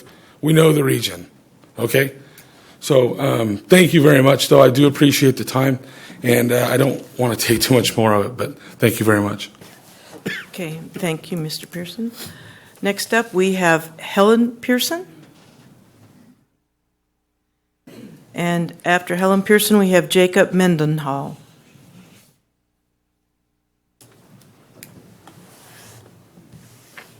Good evening. As you stated, I'm Helen Pearson. I'm the CEO of Medic Ambulance Service. We are a family business. In 1979, it was my parents and my brother Rudy that started Medic Ambulance in Solano County, and then my sister Marisa was in it, and then I came in 1988. I've been in the business for 31 years. My forte is in banking. I worked at Bank of America and U.S. Bank as a bank manager. Coming into the EMS realm has been quite an interesting journey. Quite an interesting journey. And I love it. I didn't think I was going to handle it. I was only going to work for the family a little bit. I was going to go back to banking because I worked there for 15 years. And like I said, I'm celebrating my 30th anniversary. Once you get a taste of it, you can't let go. So without trying to repeat everything that Jimmy said, but I want to reiterate. I'm born and raised in Sacramento. I'm 63 years old. I know Sacramento. My crews know Sacramento. Medic Ambulance, by the way, has been in Sacramento since 1996. That hasn't been mentioned, so let me mention that. We started on Folsom Boulevard in Rancho Cordova. And now we're on Lexington Street, and we just purchased a building 3 months ago back on Folsom Boulevard. And we're renovating it and remodeling it, and we're very anxious to move in. A quarter of it will be moved in on the 1st of July. We're very excited about it. So Medic Ambulances, we know where the areas are. And I want to stress, because Director Sheets, I'm with you. Family is very important. And I want to stress, and I want to be able to tell you, I have family that lives in the metro area. When you go to church and you go to the grocery store and you see these people, we belong to the Rotary. I mean, come on. You're absolutely right. You have a commitment. And Medic Ambulance expects to proceed with that commitment to Metro. And I'm not going to lie to you. Here's the deal. You have no idea how my knees are shaking right now. And I'm dying, because as an Italian, I cry at United Way commercials. I'm just telling you, I'm very emotional. And I just want you to know, you have no idea how exciting it is to get Sacramento Metro and being able to talk with these fine people and going through the RFP process. And AMR is come on, it's AMR. And we have had the AMR RFP with Medic Ambulance. Like Jimmy said, we won in year 2000, and we won again in 2010 in Solano County. We know the process, so there's a lot of emotional here, and I appreciate it. You don't take it personal. But I just want to make sure that you know that we are not the cheapest company. I don't want to hear that. Medic Ambulance is reputable. We did not come in cheap. You will get what you paid for, and it's going to be darn good. And the fact that Medic Ambulance has received many awards, the CAS accreditation, and for our dispatch, and our employees have received. We've just won for the third year in a row awards from the California Ambulance Association. So that's my ding, and I thank you very much for your time. Okay. All right. Yeah, thanks. Thank you, Ms. Person. Okay, Jacob Mendenhall, followed by Ryan Sack, and then Shelley Heerdahl. Hello, my name is Jacob Mendenhall. I'm a paramedic supervisor with Medic Ambulance. I'm standing here with 10 years of experience, all within Sacramento County. I live in Rancho Cordova, and essentially you're concerned about your family having had called us, let's say. I'm telling you right here in front of everybody, I've called our own company to respond to my own family. That's how much I trust everyone in that uniform. Medic is a family-owned company. I don't see them as owners. I don't see them as coworkers. I see them as extensions of my own family. So I would just like to say I would trust any person standing right there with my own life. So thank you for your time. Okay, thank you, Jacob. Just as checking in with my fellow board members, we have 4 other speakers registered now. Shall we go ahead and hear all 4 and then take a break? Yep. Everyone all right with that? Yep. Okay. Ryan Sack. Ryan Sack, welcome to the podium. Hello, I'm Ryan Sack. I worked at Medic Ambulance for numerous years. I've responded to calls in both Sacramento and Solano County, being a medic in both. And I want to start by talking about the type of family that I've gotten since I've come into Medic Ambulance. You know, some of AMR people have come over and said that they don't treat their employees well. I completely disagree with that. I have this one example of one night I got off shift real late and I worked early the next morning, only had a few hours between my shift. I went and stayed at one of our outlying station houses, ate some Chinese food, and ended up having a severe allergic reaction where my airway was closing up. And I had to go to the medic that was at the house on duty, and he ended up transporting me in. And I never ended up seeing a bill for it. You know, months went by, you know, I never saw a bill for it. The family completely took care of it, never mentioned it, never even brought it up. And I was just a regular employee. And that's the type of family commitment that they have to their regular employees. I have 2 other employees of ours. They ran back-to-back pediatric cardiac arrest one day and then the next day.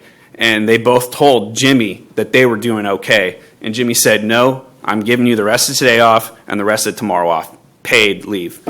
And those people, that's the type of people that we're bringing into this community, is the type of family that is small enough and cares enough about their own employees that they take care of them, and they take care of them on an emotional and a mental and a physical level. That's all I have.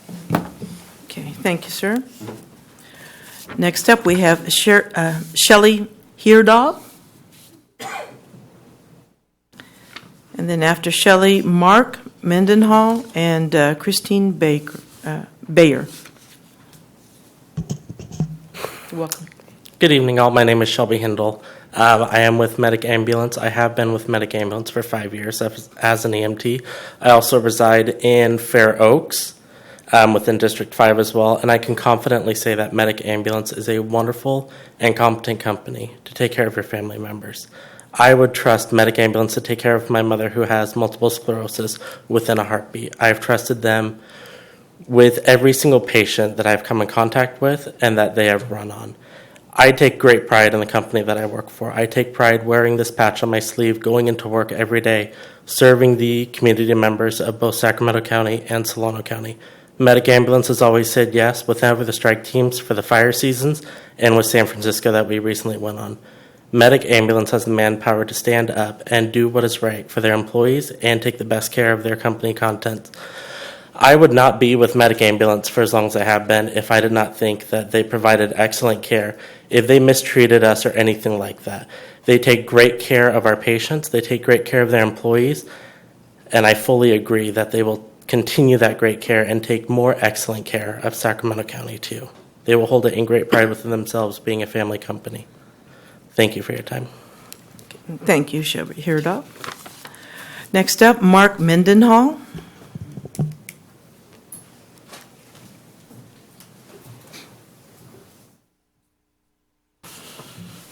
Good evening, directors, chief. Thank you for having us. I was born and raised in Sacramento. I've been in EMS for over 18 years at this point in my life. I've had the opportunity in those 18 years to work for different agencies, both in Sacramento and out of county, as far as San Luis Obispo, and then came home shortly thereafter. In working with those other agencies, I gained a lot of great experience. I have nothing bad to say about others. But what I do have to talk about is what Medic has provided. What I'm often asked when I see people in the field, what do you like about Medic? What stands out about Medic? Family owned and operated, right? They care. They look at their employees as an extension of the family. They're extremely involved. They've been in Solano 911 since 1979. That's 40 years of experience. So when we talk about experience, we have it. Sacramento since 1996. Talk about experience in Sacramento, we have it. I'm 100% confident in Medic Ambulance's ability to do this job. Coming over to Medic, another thing that stood out extremely, I was grateful for, is they invest in not only their management, but they invest in their management, their field staff. They want it to trickle down. I've had the opportunity to go all over the United States on behalf of Medic Ambulance, making sure that we know what's new, what's next in the industry, make sure we're on the cutting edge, right? My family lives in Sacramento County. My family lives in Metro District. When I say my family, not just my wife and my children, my mother, my father, literally my brother, my entire family lives within this district. I would not be willing to work for this company that is biting for this contract if I did not believe in their ability to effectively meet the needs of this contract. Something that Medic says, and it's our mission statement, and I believe it, and I will leave with this, is if you give the best tools to the best people, they will do the best job possible. And I am confident that we will do the best job possible in conjunction with Metro Fire. Thank you. Okay, thank you, Mr. Mendenhall. All right, our last speaker is Christine Bayer.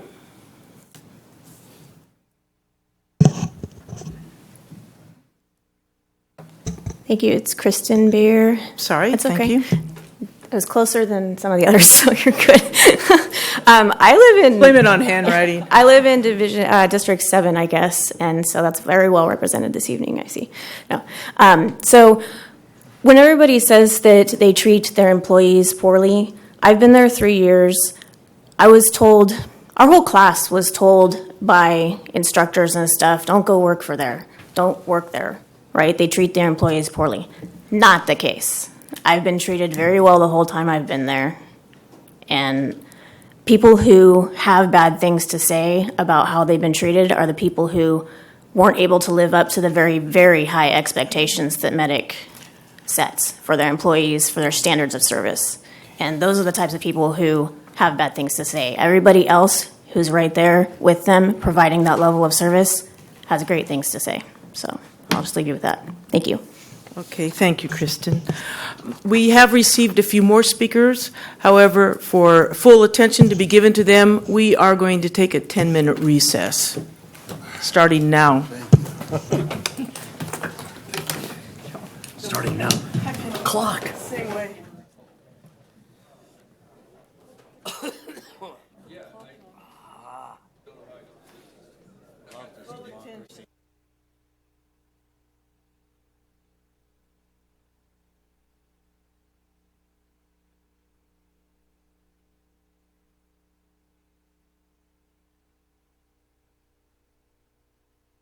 I didn't know he was here tonight.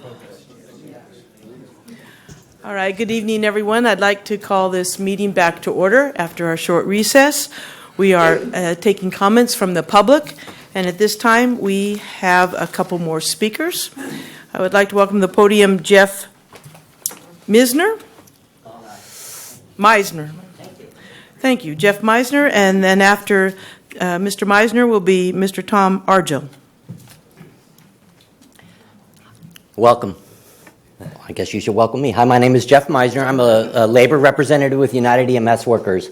I am the paid staff for the EMS union that represents the folks here at AMR, and I am also the paid staff partially that represents the folks at Medic Ambulance. So if anybody is in the middle, it is clearly me. I represent the finest EMS workers in Sacramento in my folks here in AMR. And I represent the finest EMS workers in Solano County over at Medic Ambulance.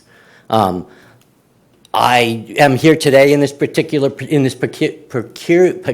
position and having to speak to who do I want in this RFP.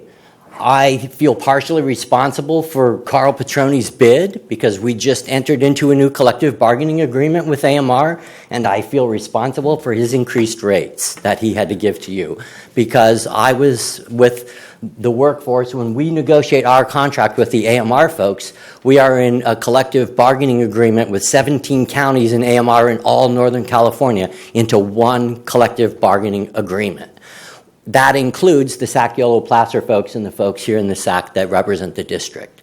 They have different wages and different benefits within this one agreement, but it is one agreement with all AMR workers in Northern California. So we just did negotiate this contract with them with significant cost increases or raises to our folks, maintained the good health benefits. But it is more than just about wages when we talk about being a labor union. It's about a cooperative relationship with management. I got into EMS in 1992. I live up in Redding and worked for AMR's predecessor company. Went to work for them and became a paramedic. Carl Petroni at one point of time was my boss many years ago. I became the chief shop steward, became his adversary at times when it comes there. But over the years, I have built a working relationship. What do I bring? We have labor management meetings on a regular basis. We have health and safety committee meetings where we have this collaborative relationship between the union and the company to where we can work through issues and we work through all of the things that go through. I have this fabulous relationship, system status management committee meetings. There are several of these meetings. So right now we do not represent the members at Medic Ambulance, the company of Medic here in Sacramento. They are not my membership. So I clearly am in support of the workers here in Sacramento from AMR because they're the people that I represent.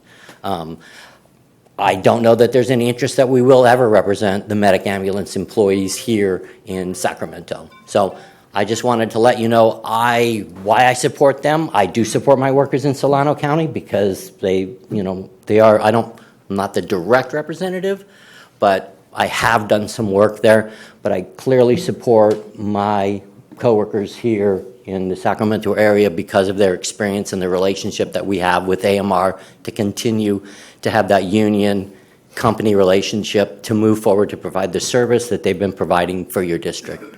Thank you. Thank you, Mr. Meisner. Appreciate it. Next, we have Tom Argel.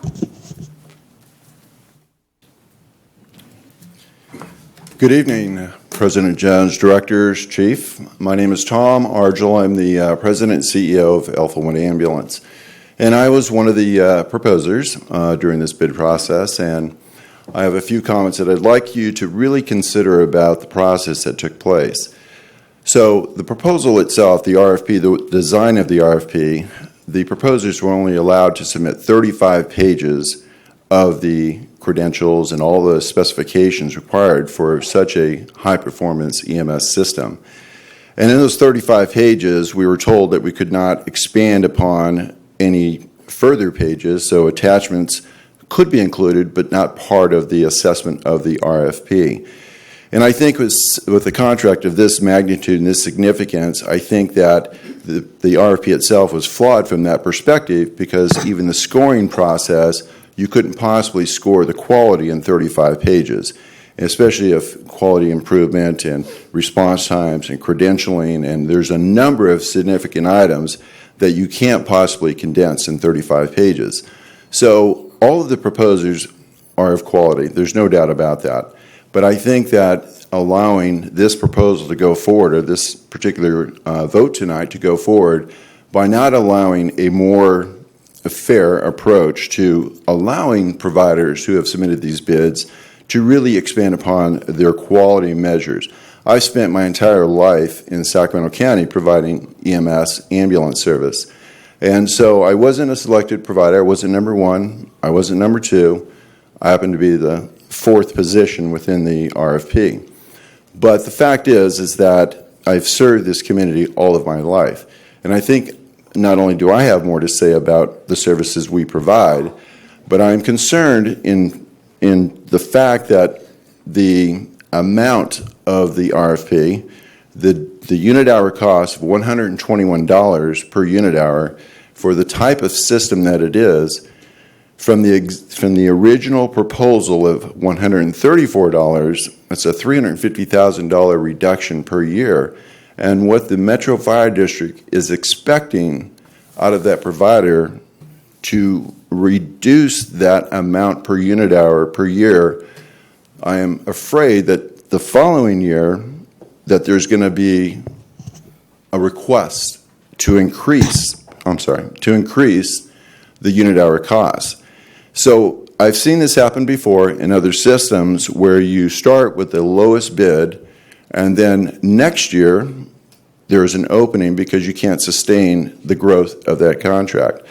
So somewhere in the middle, there's got to be an opening or re-approach to this RFP.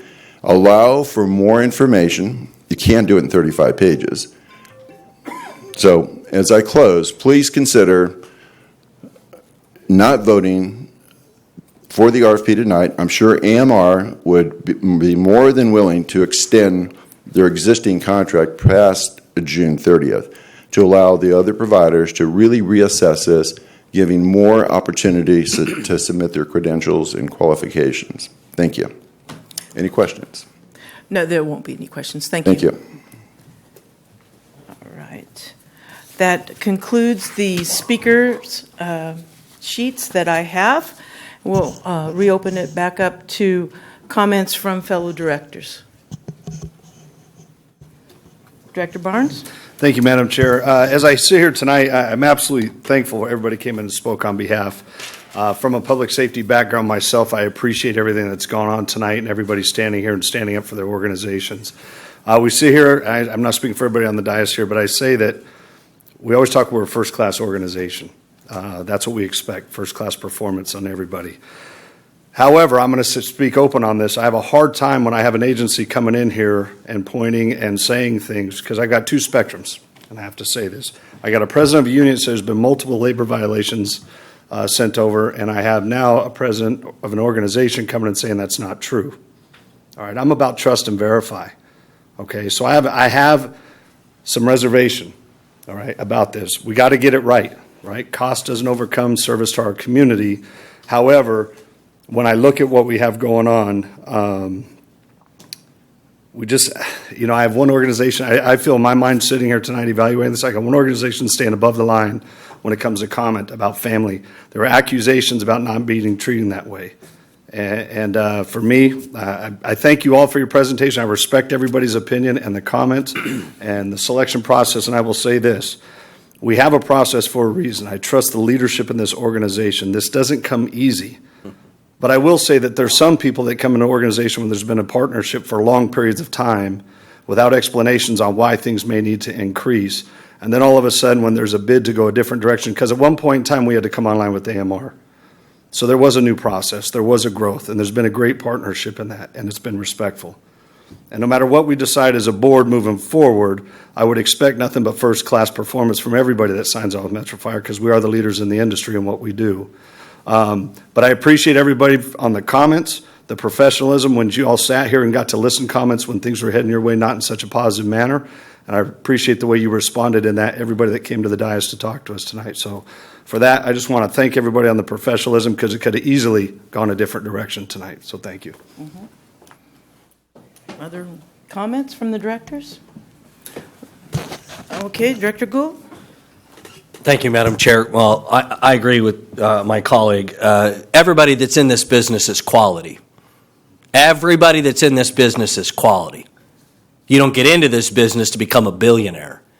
You get in this business to help people. And everybody sitting in this room, whether you agree with any of this or not, everybody that's in this room is a quality individual. And they do quality work, whether they're on the front lines or their support staff, they all do quality work. My single concern right now is we heard testimony tonight that the RFP process identified a clear number one ranking. That's what I heard.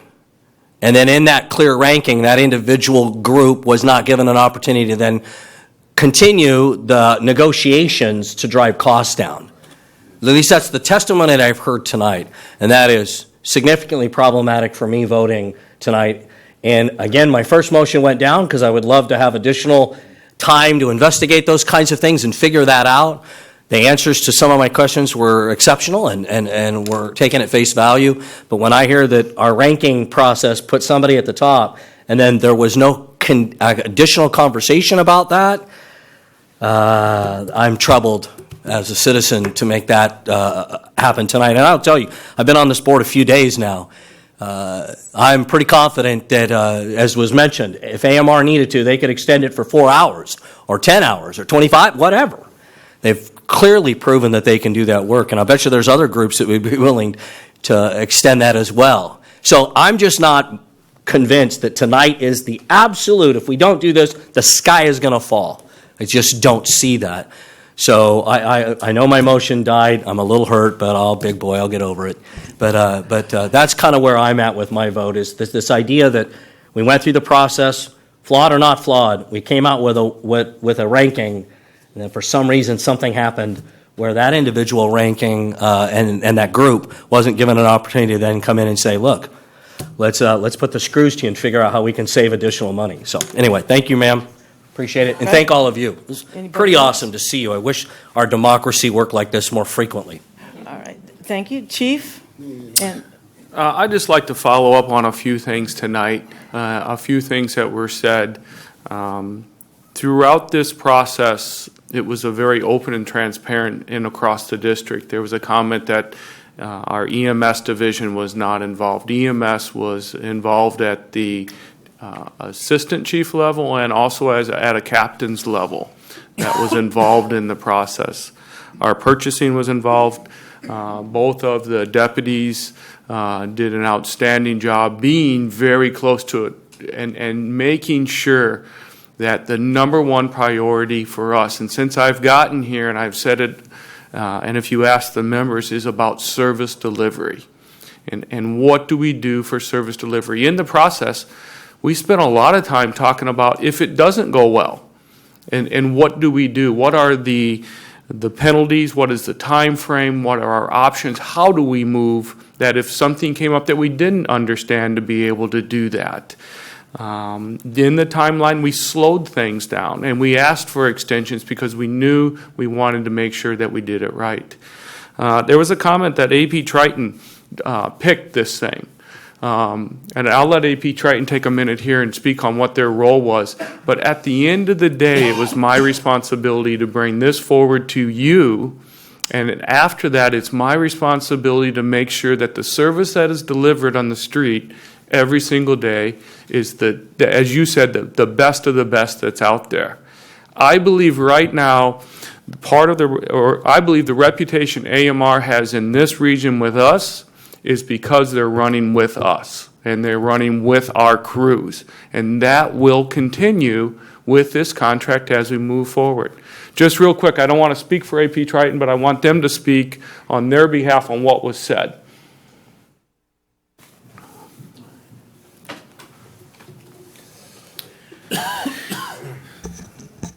Chair, Board, Fire Chief Harms, again, Kurt Henke. I want to clarify some issues.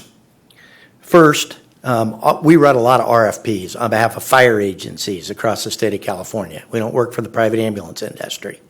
We work for you. That's what we do. And what I will tell you is we don't recommend who gets selected. We draft the RFP. All RFPs have a limit on the amount of pages that you can have. This one did as well, but it had unlimited addendums, unlimited charts, and the ability to get the information across, and we had top-rate evaluators that evaluated the RFP. But we don't select. That's not our job. We don't make a recommendation, and in this case, we did not make a recommendation. And I want to make that very clear. The other thing that was alleged is that apparently me personally, an assistant chief, I actually retired as a fire chief, but that's okay. I'm saying that kind of in tongue-in-cheek. That somehow we had a prejudice against AMR. We ran the RFP process to select an ambulance provider for the third largest fire-based ambulance transport system. It displaced Metro, who was number 3, and put Metro at number 4 in Contra Costa County. And if anybody wants to take a guess at who the successful bidder was, it was AMR. Okay? We run these RFPs all the time. You lose your credibility one time by doing something that's not above board, and you're done. And I know a lot of you sitting up there have worked with me in the past, and credibility is pretty important to me. It's the number one issue. So at the end of the day, I have no doubt that the recommendation that the fire chief has made is a solid recommendation. All of these out here are high-quality people. All the organizations that submitted were high quality. But in the end, your selection was fair. It was impartial. It was exceedingly detailed. And with that, I just wanted to make those clarifications on what we had to do with the process. We simply designed the RFP, helped with the process in providing the RFP, but we did not select or recommend who won the RFP. Thank you. Okay. Thank you, Mr. Henke. Right. We are at the point where we need to vote on action item number 6, the bid award for life support ambulance services, with the staff's recommendation. So, Chair will entertain a motion for the action item on the agenda.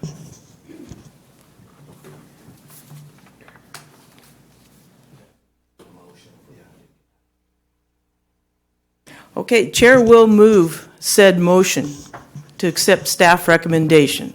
Is there a second? I'll second. Okay, it has been first and seconded. Are there any last comments from any directors before we vote? All right. Madam Chair, or Madam Secretary, please call the roll. Director Sailors. I get to start it off, don't I? See one. Aye. Gould. Nope. Orzali. Aye, with some reservations about the process, but I support the initiative. Sheets. No. Wood. No. Clark. No. Barnes. Aye, with the same reservations as far as the process. However, I trust the process. And Jones. Aye. Motion is tied. 4 votes in favor, 4 votes no. Motion does not pass. All right, we will move to item number 7. Well, that will be under in closed session, correct, sir? Yes. All right. President's report. I would like to thank each and every person for participating in the previous discussion. That's what this room is for. So I appreciate everyone's participation. Moving to Fire Chief's report. Quick report tonight. We had one retirement on June 1st. Engineer Corrine Martinelli retired on June 1st. A couple of promotions. We had an SRP become a paramedic, Dylan Fader. New battalion chiefs Michael Johnson, Joe Farica, and Ross Carrillo. And captains Vincent Purcell and Aaron Todd. That ends my report. Okay, thank you. Do we have an operations report, Chief Bridge? Yes, I will be brief real quick. We had a lot of fire activity over the last several weeks. Fire season, as everybody's aware, is here. Our one Type 3 engine that went out to the fire in Yolo has returned today at 12 noon. And prior to that, we had structure fire in Fair Oaks this morning that resulted in a 2-alarm fire, quickly reduced down to 1 alarm. No injuries on that, fortunately. Yesterday, we had two houses involved in Citrus Heights. We had a couple minor injuries, but everybody will make full recoveries there. One firefighter with a minor burn to his wrist.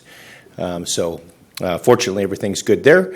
I can tell you that activity is picking up, and our members are doing a fantastic job, as they always do. So that'll conclude my report, unless you have any questions.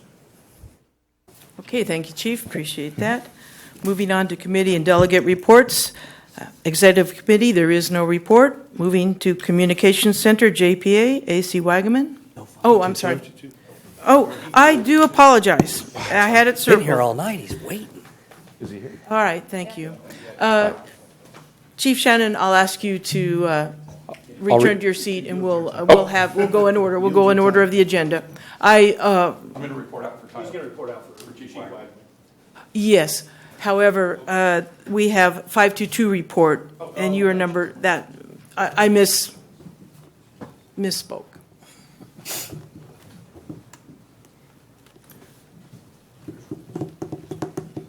Okay, welcome to the Good podium. evening, President Jones, Board of Directors, Chief Harms. Thank you for the opportunity to speak tonight.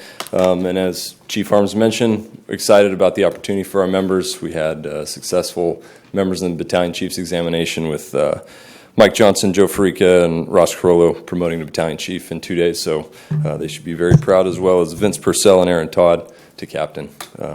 So congratulations to them. I also wanted to acknowledge the committee that put on the RFP for the SCBAs. Chief House, Tyler Block, Mark DeZordo, Jason Watts, as well as safety specialists Sestito and Hunter. They put a lot of time and effort into that. Respiratory protection is paramount, especially with the cancer epidemic that's affecting the fire service, and we appreciate the board's support of keeping us protected at the highest level, so thank you for that. Lastly, I want to touch on the contract. We came to a tentative agreement a few weeks back. We brought it to the membership for ratification. The battalion chiefs ratified. The ASP and the rest of the line, we didn't secure enough votes to ratify the contract.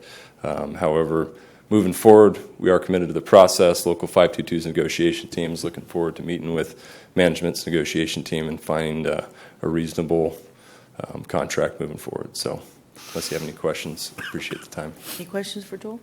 All right, thank you, sir. Appreciate it.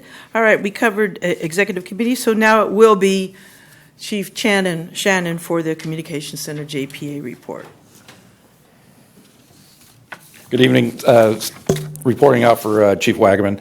Last meet was June 11th. Action item, they approved amended retired annuitant interim executive director employment contract. That is a heck of a title. Good job. That is all for his report. Next meeting will be June 25th here at the district. Okay, thank you. Yes, don't move. Item C, Fire Rescue and Training JPA, DC Shannon. We will meet next week on the 20th.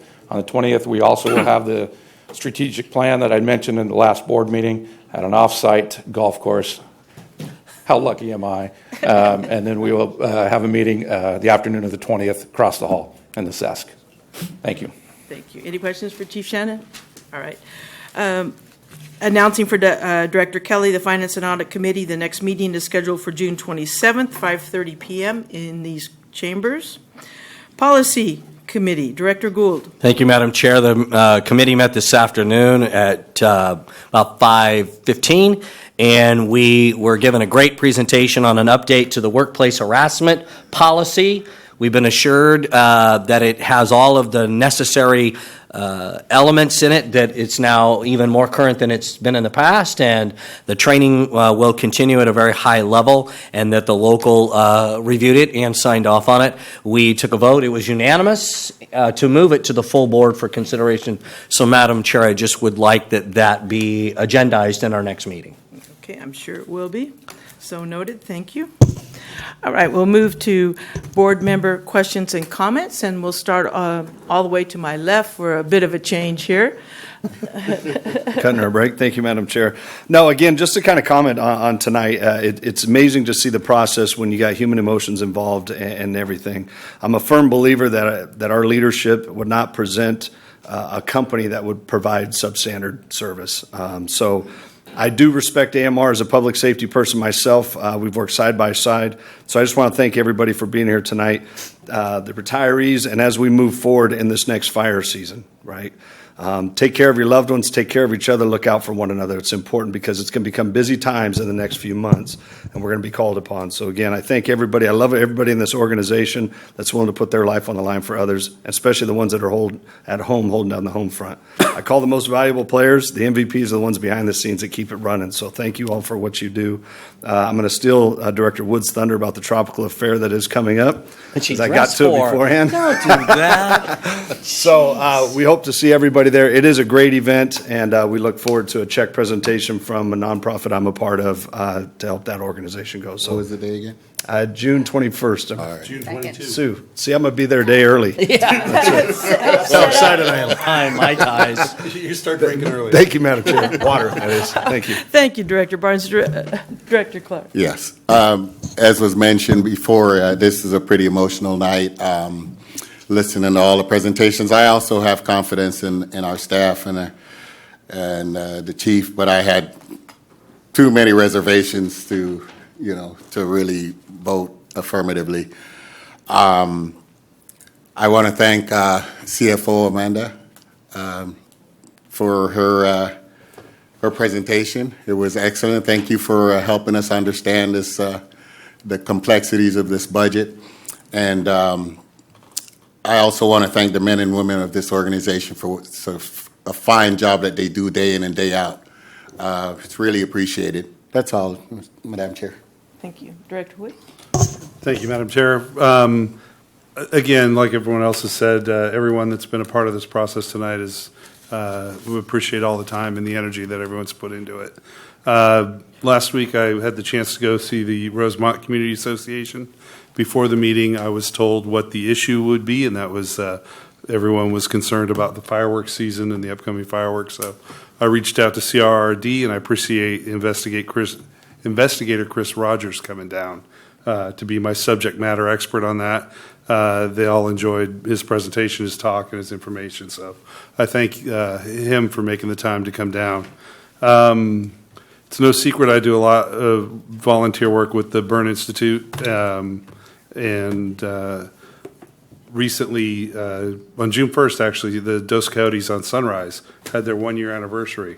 And they invited the Burn Institute to come down and have a booth. And Mike over there, the owner at the Dos Coyotes, didn't just donate proceeds from the 3 hours we were there manning the booth, but he donated 20% of every sale that day to the Burn Institute for that whole day. So I thought he deserved a special thank you. Engine 31 showed up while we were there, and so they came and supported as well. And that was good. And lastly, this was my last chance to remind everybody about the tropical affair. And yeah, I'll give you all the correct date. It's the 22nd of June. It's an excellent opportunity to support an excellent organization that we hope we never have the need for their services. So thank you, Madam Chair. Okay, thank you, sir. Director Rosali. Just very briefly, I want to thank everybody for the presentations this evening. This is a difficult issue and one that everyone feels passionate about. I have great respect for all the agencies that are involved, and I look forward to the ongoing discussion. Also, there was a meeting today of the Sac Metro Public Safety Foundation. We're looking to have a presentation for this board at the next board meeting about an initiative to acquire the heat sensor devices called TICs that we're seeking to purchase for each of the firefighters in the district. You'll hear more about that as we go along. But with that, I appreciate your time. Thank you. Thank you, Director. Director Gould? Thank you, Madam Chair. First off, CFO Thomas, thank you very much for your presentation. It becomes clearer and clearer to me every time you present that our finances are in the condition that they are because of your exceptional leadership in that division. So please keep that up, because we're headed for some times where we have to have your exactness and your sharpness in order for us to make good decisions. And one of our primary responsibilities as elected officials is our fiduciary responsibility to the taxpayer. And you're a key component of that, so stick around. Second thing is, tonight we saw democracy at its finest.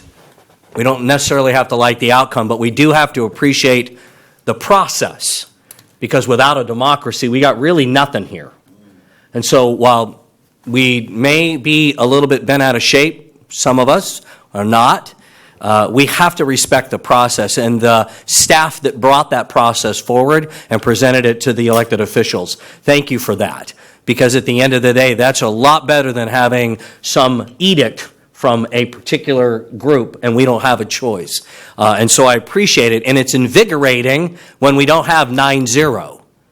It's invigorating for not only us, I believe, but it's invigorating for our staff because they get to know and see how we come at it. We're 9 unique individuals elected to represent unique places and people. And so it was just phenomenal to be here tonight. Probably one of the highlights of my fairly lengthy career at this dais, because we saw the passion and we saw exceptional people saying exceptional things. And so thank you for allowing me to be here and participate in that. Finally, and again, thanks to the staff, because they work tirelessly and a lot of hours that few people know about to make this work right. Finally, tonight we are going to go into closed session, and I want to wish a dear friend of mine best wishes in his career as his comes to a close too quickly and too shortly. And that's probably the biggest downer about being in this position, is to have to make those decisions on industrial disability. And I wish him and his family the best for all the decades and expertise that he's brought to this organization. He will be sorely missed after this evening. So thank you, men and women. Thank you, everyone here. I appreciate the invitation to be here. Thank you. Director Sailors? After that, I have nothing left to say. He said everything. So, that's it. I'm done. Yes, okay. Thank you. Again, thank you to everyone, fellow board members, staff, and public for participating in our discussions tonight. We will be adjourning to closed session, and as is our wont, we will request nobody has to stay until we come back out of closed session. All right. Thank you very much. Adjourned to closed. Oh my God. I really did. You should have just hit me. No, what just happened? Hit me saying you forgot me.